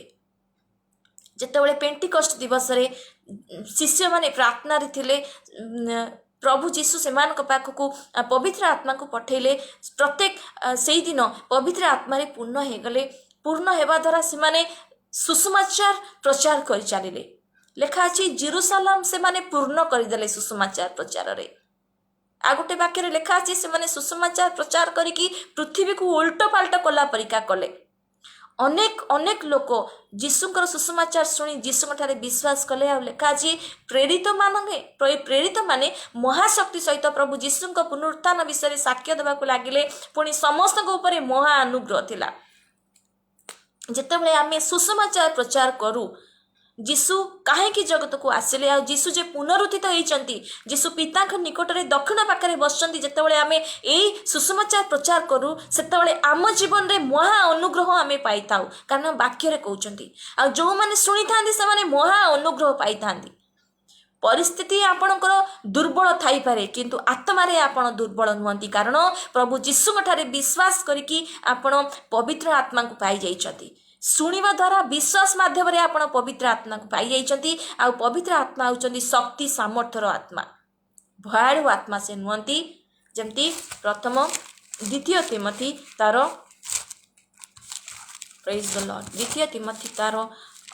1:7 ଲେଖା ଅଛି, କାରଣ ଈଶ୍ୱର ଆମକୁ ଭୀରୁତାର ଆତ୍ମା ଦେଇନାହାନ୍ତି, ମାତ୍ର ଶକ୍ତି, ପ୍ରେମ, ସୁବୁଦ୍ଧିର ଆତ୍ମା ଦେଇଛନ୍ତି।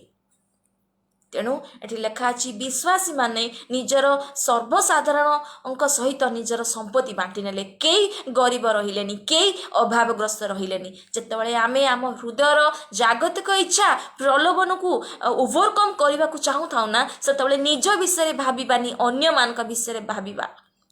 କେଉଁ ପାଖରେ ଥିବା ଭାଇ ଭଉଣୀମାନେ ଖାଇନାହାନ୍ତି, କେଉଁମାନେ ଆବଶ୍ୟକ କରୁଛନ୍ତି, କେଉଁ ପିଲାମାନଙ୍କର ଆବଶ୍ୟକ ଅଛି ପାଠ ପଢ଼ିବାରେ, ଜୀବନ ବିତେଇବାରେ, ସୁସ୍ଥତା ପାଇବାରେ, ସେମାନଙ୍କୁ ଯଦି ଆମେ ସାହାଯ୍ୟ କରିଥାଉ, ସେମାନଙ୍କୁ ଯଦି ଆମେ ଖାଇବାକୁ ଦେଇଥାଉ, ଆମର ଖାଇବା ମଧ୍ୟ ଆମେ ନ ଖାଇଲେ ଯଦି ଆଉ ଜଣେ ଦୁଇ ଜଣ ଖାଇପାରୁଛନ୍ତି, ତାହେଲେ ମଧ୍ୟ ଆମେ ଯଦି ସେଠି ଭୋକରେ ରହିଥାଉ, ତାହେଲେ ଆମ ଜୀବନରୁ ଜାଗତିକ ପ୍ରଲୋଭନ, ଜଗତର ଇଚ୍ଛା ଦୂର ହେଇଯିବ। ଆମେ ସେଠି ଉତ୍ତୀର୍ଣ୍ଣ ହେଇଯିବା, ଯାହାକି ଆମ ଭିତରୁ ଉଠେ।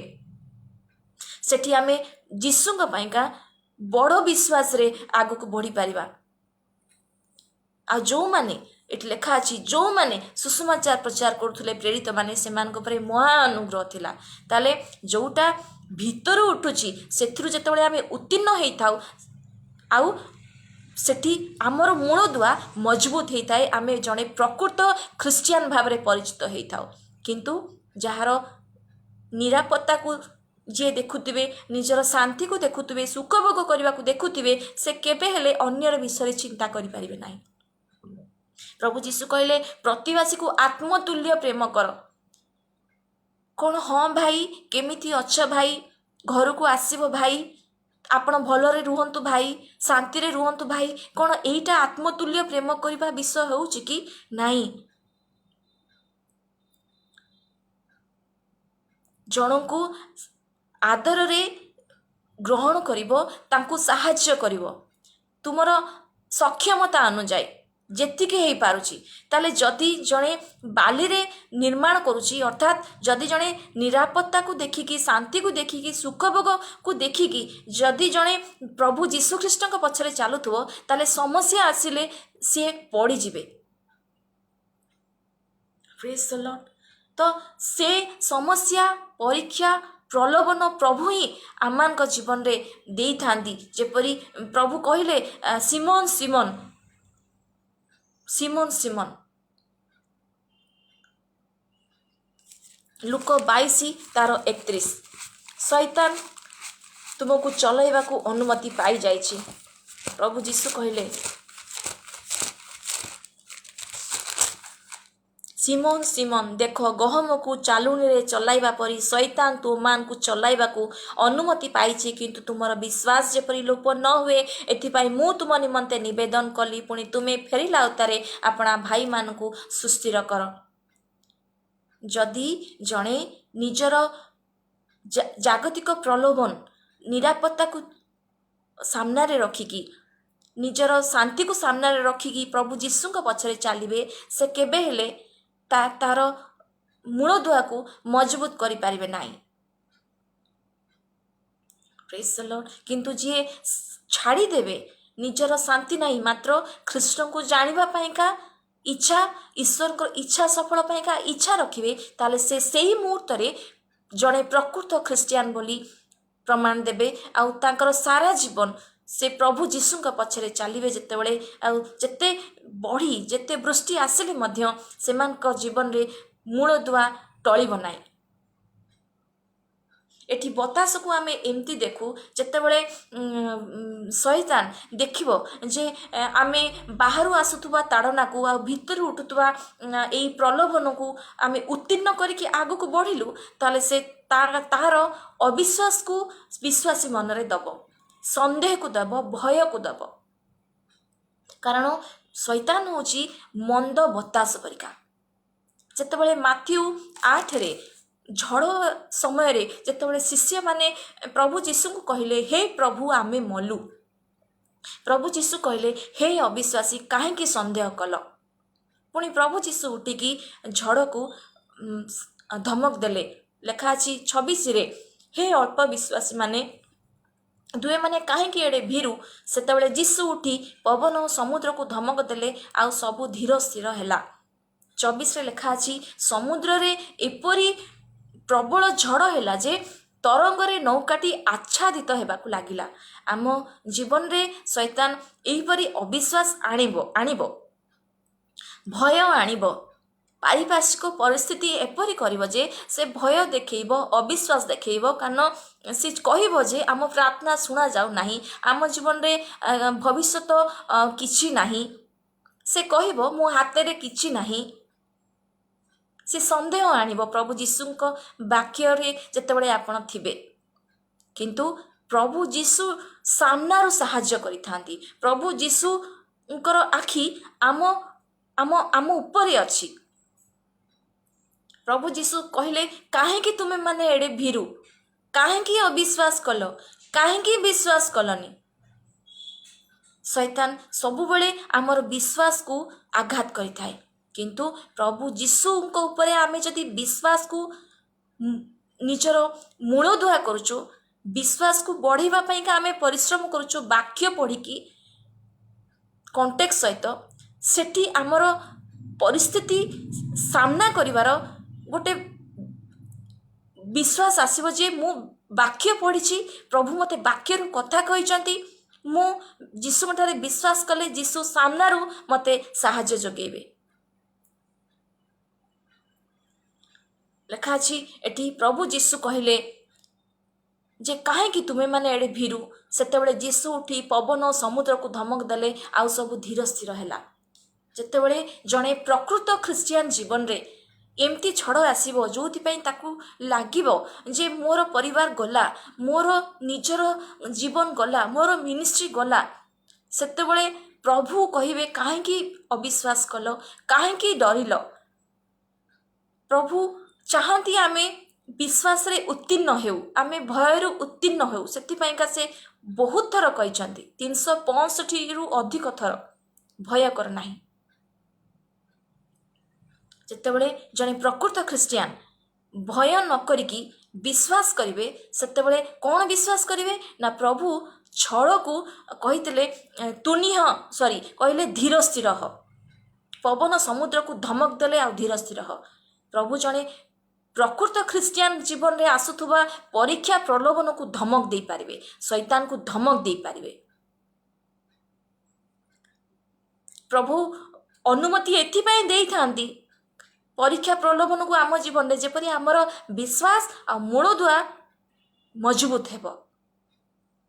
କିନ୍ତୁ ଯଦି ଜଣେ ଅମାନିଆ ଖ୍ରୀଷ୍ଟିଆନ, ଯଦି ଜଣେ ଯୀଶୁଙ୍କଠାରେ ବିଶ୍ୱାସ ଆଉ ତାର ମୂଳଦୁଆରେ ସେ ହେୟ ଜ୍ଞାନ କଲେ, ଯେତେବେଳେ ପରୀକ୍ଷା ପ୍ରଲୋଭନ ଆସିବ ସେ ପ୍ରଭୁ ଯୀଶୁଙ୍କୁ ଛାଡ଼ିଦେବେ। ସେ ପ୍ରଭୁ ଯୀଶୁଙ୍କଠାରେ ଫଳ ଫଳି ପାରିବେ ନାହିଁ। କାରଣ ପ୍ରଭୁ ଯୀଶୁ ଏଠି 7ରେ କହିଲେ ଫଳ ଦ୍ୱାରା ତୁମେ ସେମାନଙ୍କୁ ଚିହ୍ନିବ। ଲୋକମାନେ କି କଣ୍ଟା ଗଛରୁ ଦ୍ରାକ୍ଷା ଫଳ କିମ୍ବା କାନକୋଳି ଗଛରୁ ଡିମିରି ଫଳ ତୋଳନ୍ତି? ମୋର କହିବାର ଉଦ୍ଦେଶ୍ୟ ଯେ ଫଳ ମୂଳଦୁଆକୁ ବ୍ୟକ୍ତ କରିବ, ଯେ କ'ଣ ଅଛି ତା ଭିତରେ, ସେଇଟା ହିଁ ସେ ପ୍ରଡ୍ୟୁସ୍ କରିବ। ତାହେଲେ ଆମର ମୂଳଦୁଆକୁ ଆଜି ଆମେ ପରୀକ୍ଷା କରୁ। ଯେମିତି ଶିଷ୍ୟମାନେ ତାଡ଼ନା ସହିକି ପ୍ରଭୁ ଯୀଶୁଙ୍କର ସୁସମାଚାର କଲେ, ସେମାନଙ୍କ ଉପରେ ମହା ଅନୁଗ୍ରହ ବର୍ତ୍ତିଲା। ଯେମିତି ବିଶ୍ୱାସୀମାନେ ହନନିଆ ସଫିରା ପରିକା ହେଲେନି, ଯିଏ ତାର ଧନକୁ ଲୋଭ ରଖିକି ପିତର ପ୍ରଭୁଙ୍କ ଦାସକୁ ଆସିକି ମିଛ କହିଲେ, ଯିଏ ସେଇ ମୁହୂର୍ତ୍ତରେ 2 ଜଣ ମରିଗଲେ। ସେଇପରିକା ଖ୍ରୀଷ୍ଟିଆନ, ଅମାନିଆ ଖ୍ରୀଷ୍ଟିଆନ ଆମେ ନ ହେଉ। ଆମେ ସେ ବିଶ୍ୱାସୀ ପରିକା, ବିଶ୍ୱାସିନୀ ପରିକା ହେଉ, ଯେଉଁମାନେ ନିଜର ଜାଗତିକ ଇଚ୍ଛା ପ୍ରଲୋଭନକୁ ଆଦର ନ ଦେଇକି ସାମ୍ନାରେ ଥିବା ଭାଇ ଭଉଣୀମାନଙ୍କ ବିଷୟରେ ଚିନ୍ତା କରିବେ। ସେତେବେଳେ ସେମାନେ ଉତ୍ତୀର୍ଣ୍ଣ ହେବେ। ଆଉ ଯେତେବେଳେ ଶୈତାନର ଅବିଶ୍ୱାସ, ସନ୍ଦେହ, ଭୟ ଆସିବ, ସେତେବେଳେ ସେମାନେ ପ୍ରଭୁ ଯୀଶୁଙ୍କୁ ବିଶ୍ୱାସ କରିବେ। ସେତେବେଳେ ହିଁ ଯାଇ ଜଣେ ମୂଳଦୁଆ ଉପରେ ଘର ନିର୍ମାଣ କରିଛନ୍ତି ବୋଲି ଜଣାପଡ଼ିବ। ତ ଆମେ ଏଇଆ ହିଁ ଆମ ଜୀବନରେ ଶିଖୁ। ଯେତେଦିନ ପର୍ଯ୍ୟନ୍ତ ଆମେ ପ୍ରଭୁ ଯୀଶୁଖ୍ରୀଷ୍ଟଙ୍କଠାରେ ବିଶ୍ୱାସ କରିଛୁ, ଆମର ଜୀବନ ପ୍ରଭୁ ଯୀଶୁଙ୍କଠାରେ ବିଶ୍ୱାସରେ ମଜବୁତ ହେଉ। ପ୍ରେଜ୍ ଦ ଲର୍ଡ। ରୋମୀ 2:13 ଏପରି ଲେଖା ଅଛି, Romi 2:13। Thank you Lord Jesus, ପ୍ରେଜ୍ ଦ ଲର୍ଡ। କାରଣ ବ୍ୟବସ୍ଥାର ଶ୍ରୋତାମାନେ ଈଶ୍ୱରଙ୍କ ସାକ୍ଷାତରେ ଧାର୍ମିକ ନୁହନ୍ତି, କିନ୍ତୁ ବ୍ୟବସ୍ଥା ପାଳନକାରୀମାନେ ଧାର୍ମିକ ଗଣିତ ହୁଅନ୍ତି। ଯେତେବେଳେ ଆମେ ଯୀଶୁଙ୍କୁ ବିଶ୍ୱାସ କରୁଛୁ, ଆମେ ବିଶ୍ୱାସ ଅନୁଯାୟୀ ଧାର୍ମିକ ହେଇଯାଉଛୁ। ଆମର ଧାର୍ମିକତା କିଛି ନାହିଁ, ଯୀଶୁଙ୍କର ଧାର୍ମିକତା ଆମ ଉପରେ ବର୍ତ୍ତୁଛି। ତ ବିଶ୍ୱାସ ଅନୁଯାୟୀ ଆମେ ଧାର୍ମିକ ହେଉଛୁ। ତାହେଲେ ଜଣେ ଶ୍ରୋତା ଧାର୍ମିକ ହେବନି, ବ୍ୟବସ୍ଥା ପାଳନକାରୀ ଧାର୍ମିକ ହେବ। ମାନେ ଏଠି ଆମେ ଯୀଶୁଙ୍କୁ ବିଶ୍ୱାସ କରିକି ଯଦି ଧାର୍ମିକ ହେଇଛୁ, ତାହେଲେ ଧାର୍ମିକ ବିଶ୍ୱାସ ଦ୍ୱାରା ହିଁ ଜଗତରେ ବଞ୍ଚିବ। ଶ୍ରୋତା ମାତ୍ର ନ ହେଇ ବାକ୍ୟର କର୍ମକାରୀ ହେବ, ତାହେଲେ ଯାଇ ଜଣଙ୍କର ମୂଳଦୁଆ ମଜବୁତ ହେଇପାରିବ। ସେ ଜଣେ ପ୍ରକୃତ ଖ୍ରୀଷ୍ଟିଆନ ଭାବରେ ପରିଚିତ ହେଇପାରିବେ। ଯେମିତି ପିତର ତାଙ୍କର ଦୁଃଖ, ତାଙ୍କର ତାଡ଼ନା ସମୟରେ ପ୍ରଭୁ ଯୀଶୁଙ୍କର ସୁସମାଚାର ପ୍ରଚାର କଲେ। ଯେମିତି ଅନ୍ୟ ପ୍ରେରିତମାନେ, ବିଶ୍ୱାସୀମାନେ ଦୁଃଖ କ୍ଲେଶ ସହିକି ମଧ୍ୟ ସେମାନେ ପ୍ରଭୁ ଯୀଶୁଙ୍କଠାରେ ବିଶ୍ୱାସ ରଖିଲେ। ଯେମିତି ପ୍ରଥମ ଥେସଲୋନିକୀୟ ତାର 1:6 ସାଧୁ ପାଉଲ କହୁଛନ୍ତି ଥେସଲୋନିକୀୟ ମଣ୍ଡଳୀର ସେ ବିଶ୍ୱାସୀମାନଙ୍କୁ ଯେଉଁମାନେ ପ୍ରତିମା ସବୁ ପରିତ୍ୟାଗ କରି ସତ୍ୟ ଈଶ୍ୱରଙ୍କର ପ୍ରତି ଫେରିଥିଲେ। ଏଠି ପାଉଲ କହୁଛନ୍ତି ଯେ 1:6 ତୁମ୍ଭେମାନେ ବହୁ କ୍ଲେଶ ଭୋଗ ମଧ୍ୟରେ ପବିତ୍ର ଆତ୍ମାଙ୍କ ଦତ୍ତ ଆନନ୍ଦ ସହ ସେହି ବାକ୍ୟ ଗ୍ରହଣ କରି ଆମମାନଙ୍କର ଓ ପ୍ରଭୁଙ୍କର ଅନୁକାରୀ ହୋଇଥିଲ। ଯେତେବେଳେ ସେମାନେ ସୁସମାଚାର ଶୁଣୁଥିଲେ, ସାଧୁ ପାଉଲ କହିଲେ ଆମେ ଯେତେବେଳେ ସୁସମାଚାର କହିଲୁ ସେତେବେଳେ ଆମେ ଶକ୍ତି, ପବିତ୍ର ଆତ୍ମା ଓ ଅତ୍ୟନ୍ତ ନିଶ୍ଚୟତା ସହିତ ତୁମମାନଙ୍କ ନିକଟରେ ସୁସମାଚାର ପ୍ରଚାର କରିଥିଲୁ। ଆଉ ତୁମମାନଙ୍କ ନିକଟରେ ଉପସ୍ଥିତ ହେଲା ଏହି ସୁସମାଚାର। ତୁମମାନଙ୍କ ମଧ୍ୟରେ ଥିବା ସମୟରେ ତୁମମାନଙ୍କ ନିମନ୍ତେ ଆମମାନେ କି ପ୍ରକାର ବ୍ୟବହାର କରିଥିଲୁ ତାହା ତ ତୁମେମାନେ ଜାଣ। ସାଧୁ ପାଉଲ ବହୁ ପ୍ରଥମ ଥେସଲୋନିକୀୟରେ ଯେତେବେଳେ ସେ ପ୍ରଚାର କରୁଥିଲେ ତା ପୂର୍ବରୁ ସେ ବହୁତ ତାଡ଼ନା ପାଇଥିଲେ। ତଥାପି ମଧ୍ୟ ସେ ତାଡ଼ନାକୁ ଆସିକି ପ୍ରଚାର କରିନଥିଲେ, ସୁସମାଚାରକୁ ପ୍ରଚାର କରିଥିଲେ। ଏଠି ଲେଖା ଅଛି 2:1 ପଢ଼ିବା, ହେ ଭାଇମାନେ, ତୁମେମାନେ ତ ନିଜେ ଜାଣ ଯେ ତୁମମାନଙ୍କ ମଧ୍ୟକୁ ଆମମାନଙ୍କର ଆଗମନ ବ୍ୟର୍ଥ ହୋଇନାହିଁ। ମାତ୍ର ଯେପରି ତୁମେମାନେ ଜାଣ, ଆମମାନେ ସେଥିପୂର୍ବେ ଫିଲିପରେ ଦୁଃଖ ଓ ଅତ୍ୟାଚାର ଭୋଗ କଲା ଉତ୍ତାରେ ତୁମମାନଙ୍କ ନିକଟରେ ଅତିଶୟ ପ୍ରାଣପଣେ ଈଶ୍ୱରଙ୍କ ସୁସମାଚାର ପ୍ରଚାର କରିବା ନିମନ୍ତେ ଆମମାନଙ୍କର ଈଶ୍ୱରଙ୍କ ଦ୍ୱାରା ସାହସ ପ୍ରାପ୍ତ ହୋଇଥିଲୁ। କାରଣ ଆମମାନଙ୍କ ଉପଦେଶ ଭ୍ରମ ବା ଅସୁଚିତାମୂଳକ ଅବା ଛଳଯୁକ୍ତ ନୁହେଁ। ପ୍ରେଜ୍ ଦ ଲର୍ଡ। ଆମମାନଙ୍କ ହସ୍ତରେ ସୁସମାଚାର ପ୍ରଚାରର ଭାର ସମର୍ପିତ ହେବା ନିମନ୍ତେ ଆମମାନେ ଯେ ରୂପ ଈଶ୍ୱରଙ୍କ କର୍ତ୍ତୃତ୍ୱ ଯୋଗ୍ୟ ଗଣିତ ହୋଇଅଛୁ, ସେହି ରୂପେ ଆମମାନେ ପ୍ରଚାର କରୁ। ମନୁଷ୍ୟମାନଙ୍କୁ ସନ୍ତୁଷ୍ଟ କରିବା ଉଦ୍ଦେଶ୍ୟରେ ତାହା କରୁନାହିଁ, ବରଂ ଆମମାନଙ୍କର ହୃଦୟର ପରୀକ୍ଷକ ଯେ ଈଶ୍ୱର ତାହାଙ୍କୁ ସନ୍ତୁଷ୍ଟ କରିବା ଉଦ୍ଦେଶ୍ୟରେ କରୁ। ସେମାନେ ତାଡ଼ନା ଭୋଗ କରିକି ଯେତେବେଳେ ସେଠୁ ଆସିଛନ୍ତି ଫିଲିପିରୁ ଦୁଃଖ କଷ୍ଟ ସହିକି, ସେଠି ଥେସଲୋନିକୀୟ ମଣ୍ଡଳୀରେ ଥିବା ଥେସଲୋନିକୀରେ ସେମାନେ ପ୍ରଚାର କରିଛନ୍ତି। ଆଉ ସେଠି ବିଶ୍ୱାସୀମାନେ ବହୁ କ୍ଲେଶର ସହିତ ପବିତ୍ର ଆତ୍ମାଙ୍କର ଆନନ୍ଦରେ ପୂର୍ଣ୍ଣ ହେଇକି ସେମାନେ ସୁସମାଚାରକୁ ବିଶ୍ୱାସ କଲେ, ଯୀଶୁଙ୍କୁ ବିଶ୍ୱାସ କଲେ, ତାହା ସହିତ ପ୍ରେରିତମାନଙ୍କୁ ମଧ୍ୟ ବିଶ୍ୱାସ କଲେ, ସାଧୁ ପାଉଲଙ୍କୁ ବିଶ୍ୱାସ କଲେ। ସାଧୁ ପାଉଲ ଏଇ ବିଶ୍ୱାସିନୀ ମାନଙ୍କ ପାଇଁକା କହୁଛନ୍ତି ଯେ ତୁମର ବିଶ୍ୱାସର କର୍ମ, ପ୍ରେମର ପରିଶ୍ରମ ଆଉ ପ୍ରଭୁ ଯୀଶୁ ଖ୍ରୀଷ୍ଟଙ୍କ ଠାରେ ଯେଉଁ ଭରସାର ଧୈର୍ଯ୍ୟ ରଖିଛ ତାକୁ ସ୍ମରଣ କରି ମୁଁ ଈଶ୍ୱରଙ୍କୁ ଧନ୍ୟବାଦ ଦଉଛି। ତାହେଲେ ଇଏ ହିଁ ପ୍ରକୃତ ଖ୍ରୀଷ୍ଟିଆନ, ଯିଏ ସବୁ ନକାରାତ୍ମକ ପରିସ୍ଥିତି ମଧ୍ୟରେ, ଦୁଃଖ କ୍ଲେଶ ତାଡ଼ନା ପରୀକ୍ଷା ପ୍ରଲୋଭନ ମଧ୍ୟରେ ଯୀଶୁଙ୍କର ସୁସମାଚାର ପ୍ରଚାର କରିବେ। ଆଉ ଏଇ ଥେସଲୋନିକୀୟ ମଣ୍ଡଳୀରେ ଥିବା ବିଶ୍ୱାସୀମାନେ ପବିତ୍ର ଆତ୍ମାଙ୍କର ଆନନ୍ଦ ପାଇକି ସୁସମାଚାରକୁ ଗ୍ରହଣ କରିକି ଯୀଶୁଙ୍କୁ ବିଶ୍ୱାସ କରିକି ତା ସହିତ ଶିଷ୍ୟମାନଙ୍କୁ ମଧ୍ୟ ବିଶ୍ୱାସ କଲେ। ଆଉ ଈଶ୍ୱରଙ୍କର ଜୀବିତ ଈଶ୍ୱରଙ୍କ ପ୍ରତି ଫେରିଲେ ପ୍ରତିମାକୁ ଛାଡ଼ି। ତାହେଲେ ଇଏ ହିଁ ପ୍ରକୃତ ଖ୍ରୀଷ୍ଟିଆନ। ତାହେଲେ ଆମେ ନିଜକୁ ପରୀକ୍ଷା କରୁ, ଆମର ମୂଳଦୁଆ କ'ଣ ପ୍ରଭୁ ଯୀଶୁଙ୍କର ବାକ୍ୟରେ ଅଛି ତ? ଆମର ମୂଳଦୁଆ ପ୍ରଭୁ ଯୀଶୁଙ୍କର ବିଶ୍ୱାସରେ ଅଛି ତ? ଯଦି ବିଶ୍ୱାସ ଦୁର୍ବଳ ଅଛି ତାହେଲେ ପ୍ରାର୍ଥନା ଦୁର୍ବଳ ହେଇଯିବ, ବାକ୍ୟ ପାଠ ଦୁର୍ବଳ ହେଇଯିବ। ତ ବିଶ୍ୱାସକୁ ବଢ଼େଇବା ପାଇଁକା ଆମକୁ କ'ଣ କରିବାକୁ ପଡ଼ିବ? ଆମକୁ ଫେରିବାକୁ ପଡ଼ିବ। ଆମର ମୂଳଦୁଆ ମଜବୁତ କରିବା ପାଇଁ ଫେରିବାକୁ ପଡ଼ିବ। କେଉଁଠିକି? ପ୍ରଭୁଙ୍କର ବାକ୍ୟ ଆଡ଼ିକି। ଆମର ଉଦ୍ଦେଶ୍ୟ ରହିବ ଯେ ଯୀଶୁଙ୍କୁ ଜାଣିବା ଆଉ ଈଶ୍ୱରଙ୍କର ଇଚ୍ଛା ସଫଳ ପାଇଁକା ଇଚ୍ଛା ରଖିବା ଯୋଗୁଁ ମୁଁ ଜଗତରେ ହିଁ ବଞ୍ଚିବି। ତା ମାନେ ନୁହେଁ ଆମର ନିରାପତ୍ତା ଆବଶ୍ୟକ ନାହିଁ, ଆମର ଶାନ୍ତି ଆବଶ୍ୟକ ନାହିଁ, ଆମର ସୁରକ୍ଷା ବି ଆବଶ୍ୟକ ନାହିଁ। ଆବଶ୍ୟକ ଅଛି, କିନ୍ତୁ ଯୀଶୁଙ୍କ ସହିତ ରହିକି ଆମର ଯାହା ଆବଶ୍ୟକ ଯୀଶୁଙ୍କ ଠାରୁ ହିଁ ପାଇବା। ଯୀଶୁଙ୍କ ଠାରୁ ସୁରକ୍ଷା, ଯୀଶୁଙ୍କ ଠାରୁ ଶାନ୍ତି, ଯୀଶୁଙ୍କ ଠାରୁ ଆମର ସବୁ ଆବଶ୍ୟକତା ପୂର୍ଣ୍ଣ ହେଇପାରିବ। ଯଦି ଆବଶ୍ୟକତା ପୂର୍ଣ୍ଣ ହେଇପାରୁନି ତାହେଲେ ମଧ୍ୟ ଆମେ ସନ୍ତୁଷ୍ଟ ରହିବା, କାରଣ ଗୋଟେ ଅନନ୍ତ ଜୀବନ ଆମ ପାଇଁକା ଅପେକ୍ଷା କରିଛି। ପ୍ରଭୁ ଯୀଶୁ ଯେମିତି ଦୁଃଖ କ୍ଲେଶ ତାଡ଼ନାକୁ ସହିଲେ, ଆଉ ତାଙ୍କ ସାମ୍ନାରେ ଗୋଟେ ଗୌରବର ବିଷୟ ଥିଲା। ସେ ଜାଣିଥିଲେ ଯେ ଏ ସମୟ ଈଶ୍ୱର ତାଙ୍କୁ ଚୂର୍ଣ୍ଣ କରିବା ପାଇଁ ପଠେଇଛନ୍ତି, ପାପର ପ୍ରାୟଶ୍ଚିତ କରିବା ପାଇଁ ପଠେଇଛନ୍ତି ଜଗତର। ତାହେଲେ ଏଇ ଯେଉଁ ଦୁଃଖ ତାଡ଼ନା ପରେ ସେ ତାଙ୍କର ଗୌରବରେ ପ୍ରବେଶ କରିବାକୁ ଯାଉଥିଲେ। ପୁଣି ଥରେ ଯେଉଁଠୁ ଆସିଛନ୍ତି ସେଠିକି ଯାଉଥିଲେ, ସ୍ୱର୍ଗରୁ ପିତାଙ୍କ ପାଖରୁ ଆସିଛନ୍ତି, ପିତାଙ୍କ ପାଖକୁ ଯାଉଥିଲେ।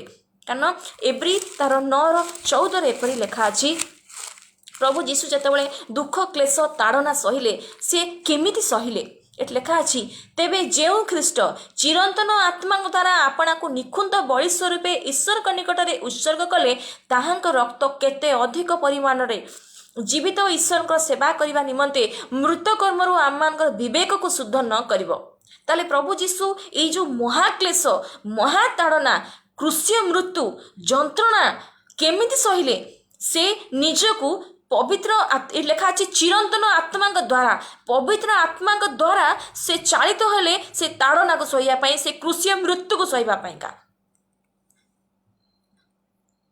प्रेज द लॉर्ड ताले आमे जितेबले दुख क्लेश ताड़ना बा भितरे आमर प्रलोभन उठुची सेथुर जदि उत्तीर्ण होबाकु चाहूचु अविश्वास रु उत्तीर्ण होबाकु चाहूचु भयरु आ संदेहरु उत्तीर्ण होबाकु चाहूचु आमर मूलदुआ जदि आमे मजबूत करबाकु चाहूचु ताले आमे पवित्र आत्मा द्वारा ए समस्त को सहु आ सुसमाचार प्रचार करू सुसमाचार सत्य शिक्षा प्रचार करू जहा द्वारा कि आम उपरे महा अनुग्रह बर्तिबो आमर लोक मान को उपरे महा अनुग्रह बर्तिबो आम परिवार उपरे महा अनुग्रह बर्तिबो आ जना पड़ी जिवो जे आमे प्रकृत ख्रिस्टियान आमे से बाल्य उपरे गृह निर्माणकारी नुहे आमे पत्थर उपरे गृह निर्माणकारी हेचु ताले जदि प्रभु जीशु चिरंतन आत्मा द्वारा आपना को समर्पण कले से क्रूसरे ताले प्रभु जीशु को रक्त प्रभु मात्र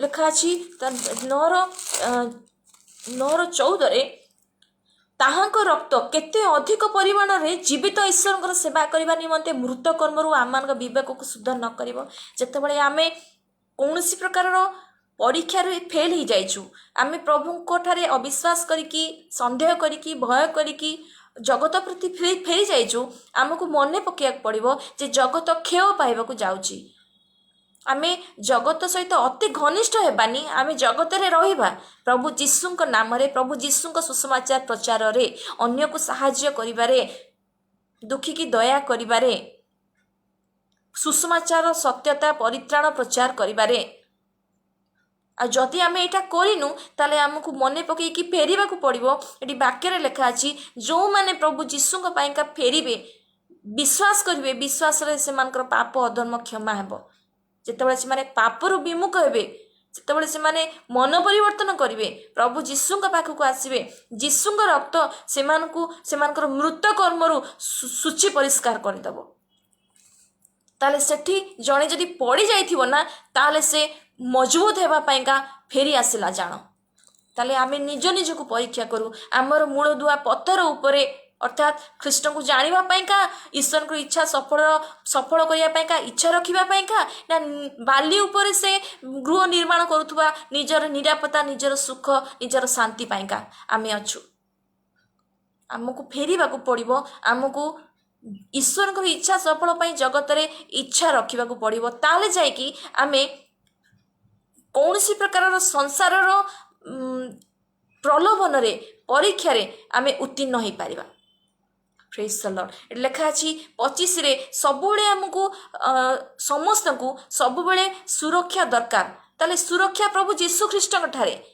प्रभु जीशु ख्रीष्ट होचंदी सेही भित्तिमूल जहा को केही चेंज कर दे पारिबे नाही प्रथम करंती 3:11 लिखा गला जो भित्तिमूल स्थापन होईची ताहा व्यतीत अन्य भित्तिमूल केही स्थापित करि पारिबे नाही से भित्तिमूल होचंदी प्रभु जीशु ख्रीष्ट आ सब किछि बालुका जदि जीशु आपनकर मूलदुआ हेई पारि नांती जदि ईश्वरकर वाक्य आपनकर जीवन में मूलदुआ हेई पारि नांती ताले मन परिवर्तन करंतु कुहंतु प्रभु मते तुमे फेराओ जदि मोर खाइबा पीवा जदि मोर भविष्य को लेकिन चिंता मते तुमठू दूर को नेउची ताले मते तुम पाखको फेराओ जदि मु न खाइले आउ जने खाउचंती आउ दुई जण खाउचंती ताले मोर खाइबा नेकी देई दियो जदि मो पाखरे धन अछि जदि अन्य जणे पाई नाही जदि जणे भोकरे रहउची ताले तुमे ताकू नेकी देई दियो तुमे मो मन को बदलै दियो मते तुमरो प्रकाशन दियो जेपरि मु तुम वाक्य अनुଯାୟୀ तुम पछरे पछरे चाली पारिबी आज समस्या जो माने जीशु को विश्वास करचंदी सेमान को ऊपर बहुत समस्या ସେମାନଙ୍କ ବିରୁଦ୍ଧରେ ମିଛ କଥା କୁହାଯାଉଛି, ସେମାନଙ୍କର ପରିବାର ସେମାନଙ୍କ ବିରୁଦ୍ଧରେ, ସେମାନଙ୍କର ସ୍ୱାମୀ ସେମାନଙ୍କ ବିରୁଦ୍ଧରେ, ସେମାନଙ୍କ ସ୍ତ୍ରୀ ସେମାନଙ୍କ ବିରୁଦ୍ଧରେ, ସେମାନଙ୍କର ମଣ୍ଡଳୀ ସେମାନଙ୍କ ବିରୁଦ୍ଧରେ, ଆଖପାଖ ଲୋକ ସେମାନଙ୍କ ବିରୁଦ୍ଧରେ। କିନ୍ତୁ ଯେତେବେଳେ ପ୍ରଭୁ ଯୀଶୁଙ୍କଠାରେ ଜଣେ ବିଶ୍ୱାସ କରିବେ, ନିଶ୍ଚୟ ପ୍ରଭୁ ଯୀଶୁ ତାକୁ ସବୁ ପ୍ରକାରର ସୁରକ୍ଷା ଦେବେ, ଭୋକରେ ମଧ୍ୟ ସୁରକ୍ଷା ଦେବେ, ଶୋଷରେ ମଧ୍ୟ ସୁରକ୍ଷା ଦେବେ, ମୃତ୍ୟୁ ସମୟରେ ମଧ୍ୟ ସୁରକ୍ଷା ଦେବେ। କାରଣ ଖ୍ରୀଷ୍ଟଙ୍କୁ ଜାଣିବା ଆଉ ଈଶ୍ୱରଙ୍କ ଇଚ୍ଛା ପାଇଁ ମନ ରଖିବା, ଈଶ୍ୱରଙ୍କ ଇଚ୍ଛା ସଫଳ ପାଇଁକା ମନ ରଖିବା, ତାହା ହିଁ ପ୍ରକୃତ ଖ୍ରୀଷ୍ଟିଆନର ଲକ୍ଷଣ। କାହିଁକି ନା ଯେତେବେଳେ ଝଡ଼ଝଞ୍ଜା ଆସିବ ବାହାରୁ, ଯେତେବେଳେ ପରୀକ୍ଷା ପ୍ରଲୋଭନ ଆସିବ ଭିତରୁ, ସେତେବେଳେ ସେ ଉତ୍ତୀର୍ଣ୍ଣ ହେଇପାରିବ। ଆଉ ଯେତେବେଳେ ଉତ୍ତୀର୍ଣ୍ଣ ହେଇଯାଇଥିବ, ସେତେବେଳେ ଶୈତାନ ତାର ଶେଷ ବାଣ ଆଣିବ। କ'ଣ? ଅବିଶ୍ୱାସ, ଭୟ ଆଉ ସନ୍ଦେହ। ପ୍ରଭୁ ଯୀଶୁ କହିଛନ୍ତି ଯେ ଶୈତାନ ପରୀକ୍ଷା କରିବ, ମାତ୍ର ତୁମେ ବିଶ୍ୱାସ ରଖ। ସାଧୁ ପାଉଲ ମଧ୍ୟ କହିଲେ ଏଫିସି ତାର 6:16 ପାପାତ୍ମାର ଅଗ୍ନିବାଣ ଯେପରି ନିର୍ବାଣ କରିପାର, ଏଥିପାଇଁ ବିଶ୍ୱାସ ରୂପ ଢାଲ ଧର।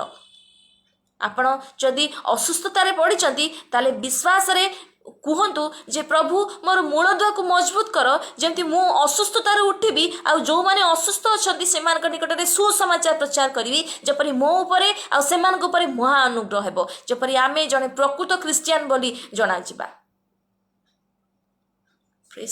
ଯଦି ପ୍ରେରିତ ମାନେ ସୁସମାଚାର ପ୍ରଚାର କରିକି ଜେରୁସାଲେମ ପୂର୍ଣ୍ଣ କଲେ, ତାହେଲେ ପ୍ରଭୁ ତୁମେ ଆମମାନଙ୍କୁ ଆଜି ଏ ଆଶୀର୍ବାଦ କର, ଯେପରି ଆମେ ସୁସମାଚାର ସତ୍ୟ ଶିକ୍ଷା ଯେତେବେଳେ ପ୍ରଚାର କରିବୁ, ଆମର ଘର ପୂର୍ଣ୍ଣ ହେଇଯିବ, ଆମର ସାହି ପୂର୍ଣ୍ଣ ହେଇଯିବ, ଆମର ରାଜ୍ୟ ପୂର୍ଣ୍ଣ ହେଇଯିବ।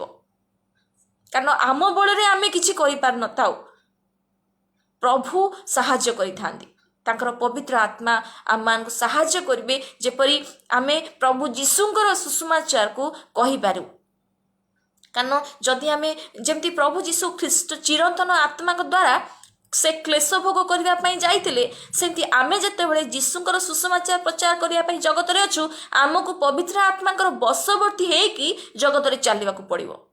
ତାହେଲେ ଯାଇ ଆମେ ସୁସମାଚାର ପ୍ରଚାର କରିପାରିବୁ, ତାହେଲେ ଯାଇ ଆମର ଯୀଶୁଙ୍କୁ ଜାଣିବା ପାଇଁକା ଆଉ ଈଶ୍ୱରଙ୍କର ଇଚ୍ଛା ସଫଳ ପାଇଁକା ଆମେ ଇଚ୍ଛା ରଖିପାରିବା, ଆଉ ଜଣେ ପ୍ରକୃତ ଖ୍ରୀଷ୍ଟିଆନ ଭାବରେ ଆମେ ଜଗତରେ ଚାଲିପାରିବା। ଯଦି ସମସ୍ୟା ଆସୁଛି, ତାହେଲେ ଆମେ ପଡ଼ିଯିବା ନାହିଁ। ଆମେ ନିଜ ନିଜକୁ ପ୍ରଭୁଙ୍କ ହସ୍ତରେ ଆଜି ଦଉ, ଯେମିତି ପ୍ରଭୁ କଥା କହିଲେ ଏଇ ବାକ୍ୟ ଅନୁଯାୟୀ ଆମ ଜୀବନକୁ ଆମେ ସଜାଡ଼ି ଦଉ। ପରିସ୍ଥିତି, ଆମର ସମସ୍ୟା, ଆମର ବିପଦ ସବୁ ଗୋଟେ ସମାଧାନ ଅଛି, ତା କେବଳ ପ୍ରଭୁ ଯୀଶୁ କରିବେ, ଆମେ ନିଜେ କରିପାରିବା ନାହିଁ। ତ ଆମେ ଦୁଷ୍ଟ ସବୁବେଳେ ଯୋଉଟାକୁ ଭୟ କରେ ସେଇଟା ତା ଉପରେ ବର୍ତ୍ତିବ, କିନ୍ତୁ ଧାର୍ମିକ କେବେ ହେଲେ ଘୁଞ୍ଚା ଯିବ ନାହିଁ। ପ୍ରେଜ୍ ଦ ଲର୍ଡ। ପର୍ବତଗଣ ବିଚଳିତ ହୋଇ ଘୁଞ୍ଚି ଯିବେ, ମାତ୍ର ବାକ୍ୟରେ ଲେଖା ଅଛି ଆମର ଦୟା ତୁମ ନିକଟରୁ ବିଚଳିତ ହେବ ନାହିଁ। ଆମମାନେ ଏବେ ଯୀଶୁଙ୍କର ବଂଶ ହେଇଛୁ, ଈଶ୍ୱରଙ୍କ ସନ୍ତାନ ହେଇଛୁ, ତାମାନେ ଆମେ ଯୀଶୁଙ୍କଠାରେ ବିଶ୍ୱାସ କରିକି ଜୀବନ ଯାପନ କରୁ। ଆମର ମୂଳଦୁଆ ପ୍ରଭୁଙ୍କର ବାକ୍ୟକୁ ନେଇକି ଗଢ଼ୁ, ତାହେଲେ ଯାଇ ଆମେ ଜଗତରେ ଚାଲିପାରୁ। କାରଣ ବାକ୍ୟରେ ଲେଖା ଅଛି ଜଗତକୁ ଯାହା ଜିତିଛି ତାହା ହିଁ ଆମର ବିଶ୍ୱାସ। ମୁଁ ବିଶ୍ୱାସ କରୁଛି ପ୍ରଭୁ ଆପଣଙ୍କୁ କଥା କହିଲେ, ଆପଣଙ୍କୁ ଆଶୀର୍ବାଦ କରିଛନ୍ତି, ମୋତେ ବି ଆଶୀର୍ବାଦ କରିଛନ୍ତି। ଆଉ ନିଶ୍ଚୟ ପ୍ରଭୁ ଏ ବାକ୍ୟ ଅନୁଯାୟୀ ଯଦି ଆପଣ ଶୁଣିଥିବେ, ଯଦି ଆପଣ ଆକୁ ଗ୍ରହଣ କରିଥିବେ, ନିଶ୍ଚୟ ଆଗାମୀ ସମୟରେ ଆପଣ ଏଇ ପରୀକ୍ଷା ପ୍ରଲୋଭନରୁ ଉତ୍ତୀର୍ଣ୍ଣ ହେଇପାରିବେ। ପ୍ରଭୁ ଆମକୁ ସାମର୍ଥ୍ୟ ଦେଇଥାନ୍ତି ଉତ୍ତୀର୍ଣ୍ଣ ହେବା ପାଇଁ, କାରଣ ସେ ଆମକୁ ପବିତ୍ର ଆତ୍ମା ଦେଇଛନ୍ତି। ବାଧ୍ୟ ହେଲେ ଆମେ ଉତ୍ତୀର୍ଣ୍ଣ ହେଇଯିବା। ତାଙ୍କର ବାକ୍ୟକୁ ଶିଖିଲେ, ସୁସମାଚାର ପ୍ରଚାର କଲେ ଆମେ ଉତ୍ତୀର୍ଣ୍ଣ ହେଇଯିବା। ପ୍ରେଜ୍ ଦ ଲର୍ଡ। ମୁଁ ବିଶ୍ୱାସ କରୁଛି ପ୍ରଭୁ ତାଙ୍କ ବାକ୍ୟରେ କଥା କହିଛନ୍ତି। ଆସନ୍ତୁ ଆମମାନେ ପ୍ରାର୍ଥନା କରିବା। ସ୍ୱର୍ଗୀୟ ପିତ, ମୁଁ ବିଶ୍ୱାସ କରୁଛି ତୁମର ବାକ୍ୟ ଅନୁଯାୟୀ ତୁମେ ଆମମାନଙ୍କୁ ଆଶୀର୍ବାଦ କରିଛ, ତୁମର ବାକ୍ୟରେ ଆମମାନଙ୍କ ଜୀବନକୁ ତୁମେ ସଜାଡ଼ି ଦେଇଛ। ପ୍ରଭୁ ଆଜି ଯେଉଁମାନେ ତୁମର ବାକ୍ୟ ଶୁଣିଛନ୍ତି ଆଉ ଯେଉଁମାନେ ଆଗାମୀ ସମୟରେ ଶୁଣିବାକୁ ଯାଉଛନ୍ତି, ସେ ପ୍ରତ୍ୟେକଙ୍କୁ ଆଶୀର୍ବାଦ କର। ସେମାନଙ୍କ ଜୀବନକୁ ସୁଧାରାଇ ଦିଅ ପ୍ରଭୁ, ସେମାନଙ୍କର ପରିବାରକୁ ସୁଧାରାଇ ଦିଅ, ସେମାନଙ୍କର ପିଲାମାନଙ୍କୁ ସୁଧାରାଇ ଦିଅ ପ୍ରଭୁ। ପ୍ରତ୍ୟେକ ହୃଦୟ ଯେପରି ତୁମର ବାକ୍ୟରେ ବାଧ୍ୟ ହୋଇପାରିବ, ପ୍ରତ୍ୟେକ ଜୀବନ ଯେପରି ତୁମ ବାକ୍ୟରେ ବାଧ୍ୟ ହୋଇପାରିବ, ତୁମକୁ ତାର ବିଶ୍ୱାସ କରିକି ମୂଳଦୁଆ ମଜବୁତ ହେବାକୁ ଦିଅ प्रभु से असुस्थता दूर कर, से बेरोजगार विषय को दूर कर, से खाद्यर अभाव को दूर कर, से कौन प्रकार शुष्कता को दूर कर प्रभु, से साहाय्य विहीन होगी से अच्छा प्रभु, तुम्हें से साहाय्य पठाओ प्रभु। जो मैंने बिना कारण रे मिछ कथा कहते, बिना कारण रे परेशान कर रक्षा कर बोली प्रार्थना करुचु प्रभु। आज जो भाई भौणी मैंने प्रभु तुम निकटवर्ती होती से प्रत्येक को आशीर्वाद कर। मु जहाँ मागिली ता देल बोली विश्वास करुच्ची, आ जहाँ मागिली ता जाची दियो बोली प्रार्थना करुच्ची। जहाँ मागिली देल बोली विश्वास करी पिता निकट में प्रभु जीशुख्रीष्ट नाम रे प्रार्थना मागुची, आमेन। Praise the lord. मु विश्वास करुच्ची प्रभु आपण को कथा कहते। आगामी समय मध्य आमे प्रभु को इच्छा हेले पुणी थरे आ सुषमाचार किसी शिखिबा। Praise the lord. प्रभु आपण मान को आशीर्वाद करंतु। आउ जदि आपणकर किछि प्रेयर रिक्वेस्ट थाए ताले आपण मते कमेंट सेक्शन रे जणेबे, जेपरि प्रभु जीशुଙ୍କ ठारे मु प्रार्थना करिवि प्रभु आपण मान को कोनसी प्रकार रो विपद रे उत्तर देबे आ आशीर्वाद करिवे सामनारू। Praise the Lord. जदि आपण साउंड डॉक्ट्रिन प्रचार करने को चाहते ताले आपण मते मध्य सेठी कमेंट करि पारिबे, नहले व्हाट्सएप रे आपण मते जोगाजोग करि पारिबे। प्रभु आपण मान को आशीर्वाद करत।